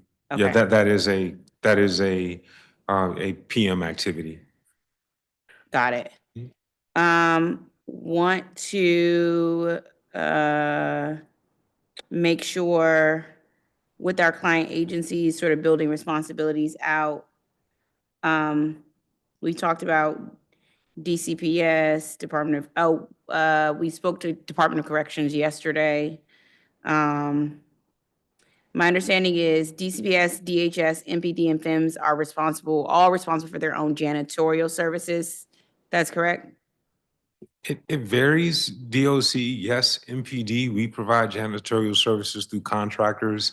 DCPS provides their own janitorial. What are some of the other agencies? We have, from us hopping around doing oversight, DCPS, DHS, MPD, and FIMS as being responsible for their own janitorial services. So some of that varies. Like for MPD, we provide contractors for janitorial services. I think it's a hybrid with DHS. Some sites us, some sites they contract out for janitorial services. Okay. And FIMS does their own. FIMS does their own. And FIMS has their own. Department of Corrections noted that they oversee their own maintenance at the DC jail, essentially. That's right. We have some small responsibilities for steam and hot water at the DC jail, and also we oversee the capital projects. Like right now, Right, they didn't know doing capital project, boiler that's right. plant. And then there are some shared responsibilities at the central cell block as well, correct? That's correct. That's correct. That is on us, and with the Department of Corrections. That's right, like rodent abatement at CCB. That's right. So it varies. I think it's given just the nature of the facilities, and some are responsibilities that agencies have held on pre-DGS.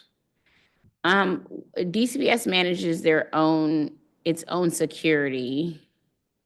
Has DGS ever provided security services for DC? If for DCPS, and if so, when did DGS stop? Not to my knowledge within at least the last 15 years since the creation of DGS. DCPS has its own school police or school police officers, and they maintain their own cameras, and also they provide contract security officers and special police officers at their locations. Got it.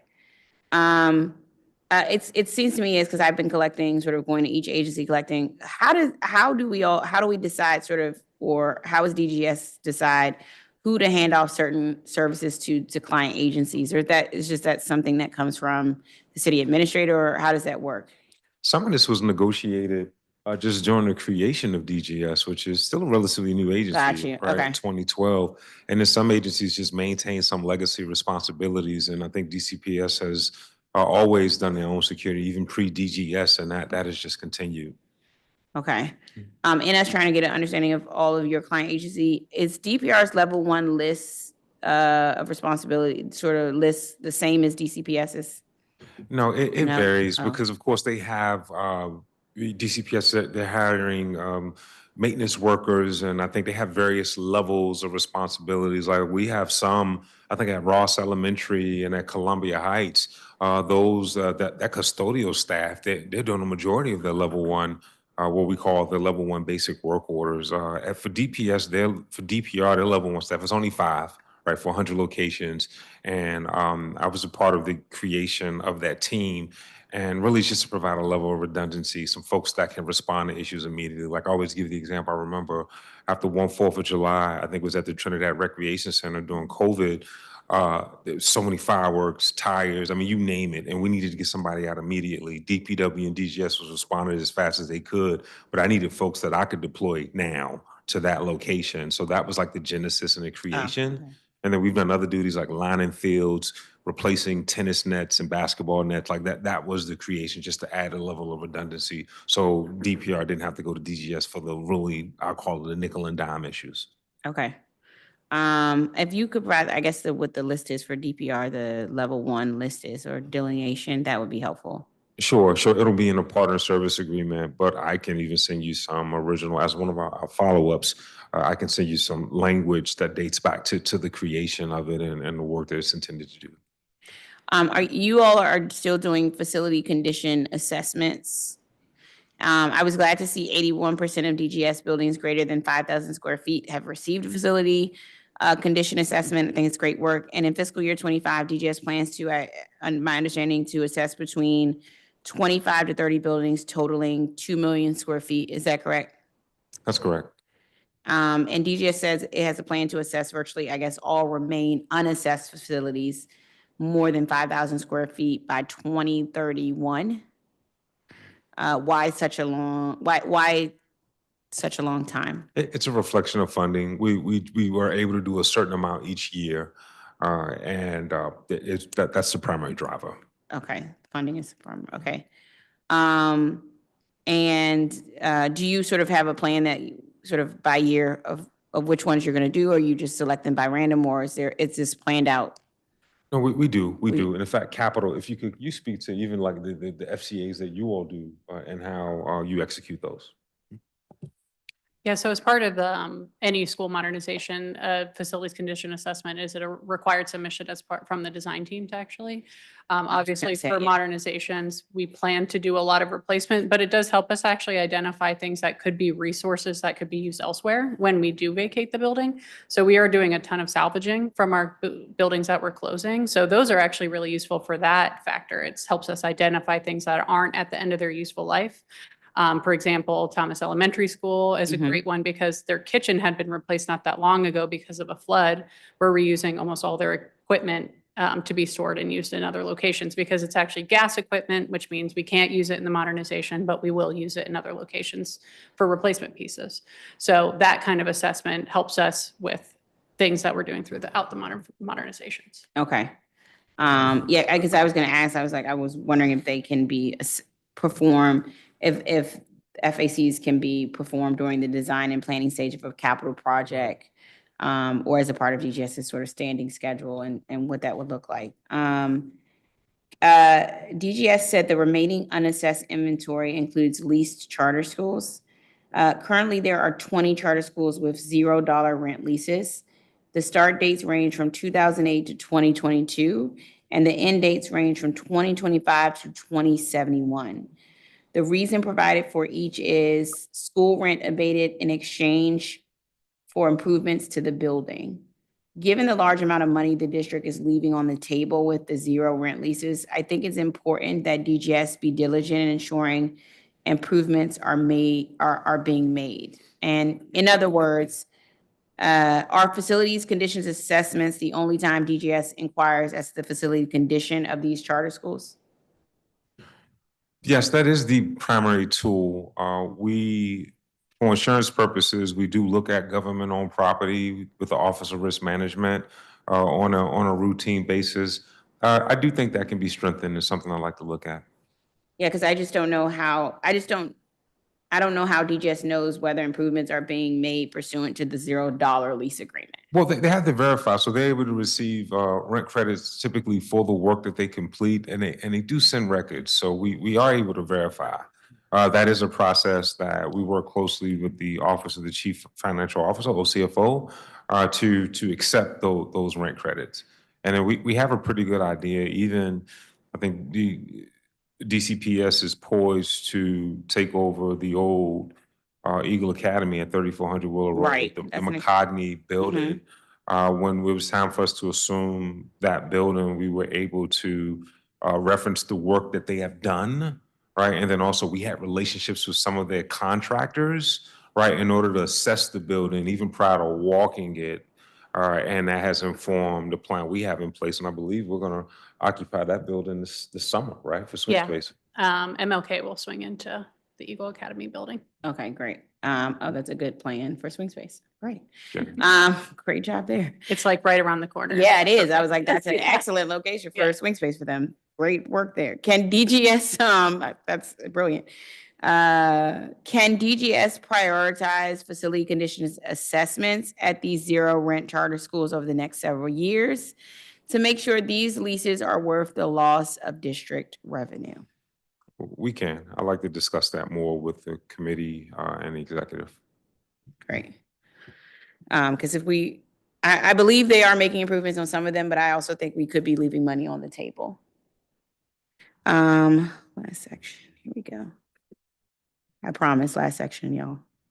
You're doing great, you're doing great. I want to go. Help me find my.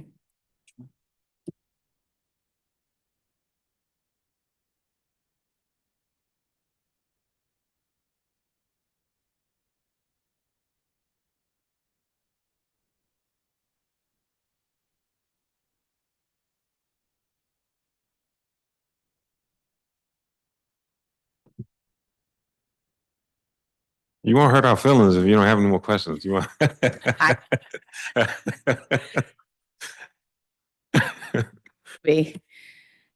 Okay, I want to end today's hearing with DGS Process Improvements Amendment Act. The reason is because every provision DGS disagreed with during the budget and legislative process, DGS is now either delaying or choosing not to comply with the law. I like, someone referred to, in one of my hearings, a filibuster method of this. And so I want to go through that because I want to understand sort of the non-compliance. So one of the provisions requires DGS to provide read-only access to Salesforce.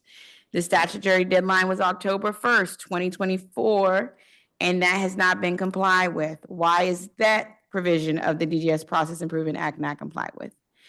And when can I expect DGS to come into compliance? We just frankly speaking, I do believe that to be a violation of the executive's authority. However, we are consulting with the Office of the Attorney General and the Mayor's Office of the Legal Counsel for an opinion. And if it does not, we will honor that. And I hope to have that. I know this has been outstanding. I hope to have this resolved fairly soon. Okay. Okay. We will wait for the legal parties at B to come up with a determination. I believe that it's still within our authority, so I hope to see DGS come into compliance there. Section 10-55.1.07 EF requires DGS to ensure at least one client agency employee working full-time at each facility has Salesforce access. The statutory deadline was October 1st, 2024. Has DGS done so? Yes, we have. In pre-hearing response 62, DGS said there are representatives at each government facility that can enter a work order into the portal system. So I just wanted to understand how DGS, I guess, knows that without knowing sort of who earlier when we talked about it has Salesforce, making sure everyone has Salesforce access at each entity. Yes. So again, we've done trainings. I know specific to schools at the cluster level. We believe we're receiving work orders for every facility. So I believe that we are in compliance. We have records of the various logins and tickets from each site. Okay, well, will be helpful to be in full compliance with this provision is to know, now that DGS knows who has access at each facility, sort of provide a list of everyone with Salesforce access. Well, Section 10-551.07 FC requires DGS to assign work orders request to repair interior doors to instructional and regularly used administrative spaces in DCPS facilities as high priority work orders in the CMS. The statutory deadline was October 1st. In pre-hearing responses, DGS said it need additional funding to fulfill the statutory requirement. I guess I find that deeply troubling because this law was passed as a budget support act subtitle, was assessed and given a cost by the Office of Revenue Analysis via fiscal impact statement. So is DGS position that the fiscal impact statement is wrong? And why does DGS believe its cost estimates can replace the official fiscal impact statements of the chief financial officer? We do believe that in order to make that designation, that have to be a significant amount of funding added in order to make that happen. Can you talk a bit about the FIS, Tim?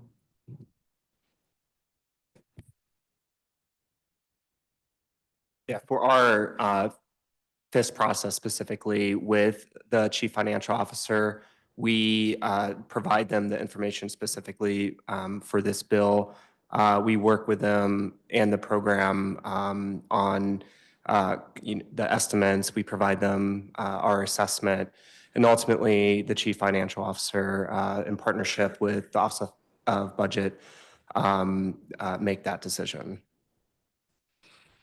So I think this is OCFO said your assessment was wrong because the requirement is to make the designation, and that does not cost money. And designations don't cost money. So to address work orders within the SLA obviously is cost money, but I just don't understand sort of your all's deduction here. I think SLAs are not legally binding, so DGS is sort of required to fulfill work orders within the SLA by law. Well, we understand that the spirit of it is to complete it within the SLA. So if we designate it as a high priority, we want to be able to fulfill that. And that's an operational change, right? We need more capacity to be able to get to those broken locks. Today, we know where the locks are, we know what types of locks we have, and we have an estimate to what it'll take to get those repairs done within the SLA. And we would require those additional resources in order to comply. And just as a testament to that, I think if you look at emergency door lock work orders, that there typically aren't any outstanding in any given period. I think we do our monthly report to council. You'll see, and that's because the emergencies take up a disproportionate amount of the funding that we have on an annual basis. So I think it would be a data integrity process, for that. Yes, you'll see that classification, but if it's sitting there, it doesn't necessarily mean that more funds will be available to close those. I think these are all the same arguments you all made to OCFO, and OCFO still gave the provision a clean FIS, and I just think you cannot sort of ignore OCFO's fiscal impact statements, because I think that undermines sort of the entire budget process. The expectation is that you all come into compliance with that section of the law as a result of OCFO's fiscal impact statement. When can I expect DGS to come into compliance with section 10, which 551.07 FC? Also, which was the last section, I want to know, we have another section which requires DGS to publish the results of the annual checklist, including all school level responses, and a summary data table sent to all DCPS school principals to assess the department's summer readiness efforts and plan for future maintenance. The statutory deadline for that was October 1st. When can I expect you all to come into compliance with this section of the act? The remaining provisions of this are ones that are under review that we anticipate will be posted by March 31st. And that checklist, we know that period will run through September 30th. So that, along with the maintenance plan and some of the other provisions are what's in final review. Okay. And the reason why is because we ran into some issues last summer, and part of why the provision was included in there was where there was multiple different lists of what work orders were priority for the school. When we came to the school, DGS had a list, but then we went to the school, we were like, principal, is this your list of things you want to get done? And the principal was like, no. And I was like, well, how is the principal list not the same as the list that DGS has in hand? And so a part of the reason why we put some of these provisions in place was to try to mitigate some of some of the areas where we continue to see sort of not to see improvements or and making those things happen. So these are the several provisions. I think my main point with bringing up and ending on the DGS Process Improvements Amendment Act is to say that, you know, it's important when we sort of, these are all legal provisions. And in my opinion, by not coming into compliance, I feel it's a choice not to come in compliance because these were the same ones you haven't come into compliance with are the same ones you argue with us about prior to us legislating it. And it was, we went through that process. So I just don't think you all have the ability to sort of pick and choose which laws the council passes that DGS can follow. Because that's just the way checks and balances work. We're dealing with that now on the federal level where the Congress has its role, just like the council has its role, we legislate. And there has to be a respect of following the law once it is legislated. So I just want to make clear to you, it's clear to you and to the mayor that I fully expect that DGS to follow all the laws of the District of Columbia, regardless of whether the executive disagrees from a policy perspective. And, you know, I think it's important that you all, you know, will take the effort to come into compliance with these laws and not go through the long process of try to filibustering your way out of it by certain actions. Council is sort of legally entitled to all the information that is explicitly statutorily there, and I just want to make that clear. It's our commitment to follow the law. I want to bring this to some resolution by March 31st. So you have my commitment. Great. I think it's important, and when we put these things together, it's because we're trying to solve problems for district residents, not just to do it, but to try to get to solving the problems that we hear from district residents. With that, Director, do you have a closing statement? Again, just want to thank the government witnesses. I want to thank the council members that were able to attend today. I want to thank you. I want to thank your staff for your ongoing partnership. I'm heartened to hear you acknowledge the progress of the agency. Thank you for that. But also, you know, I recognize that while I'm encouraged by our progress, we have a ways to go. I take that responsibility to heart. This work is deeply personal for myself and my colleagues. We're committed to improvement. I think we're getting stronger each and every year.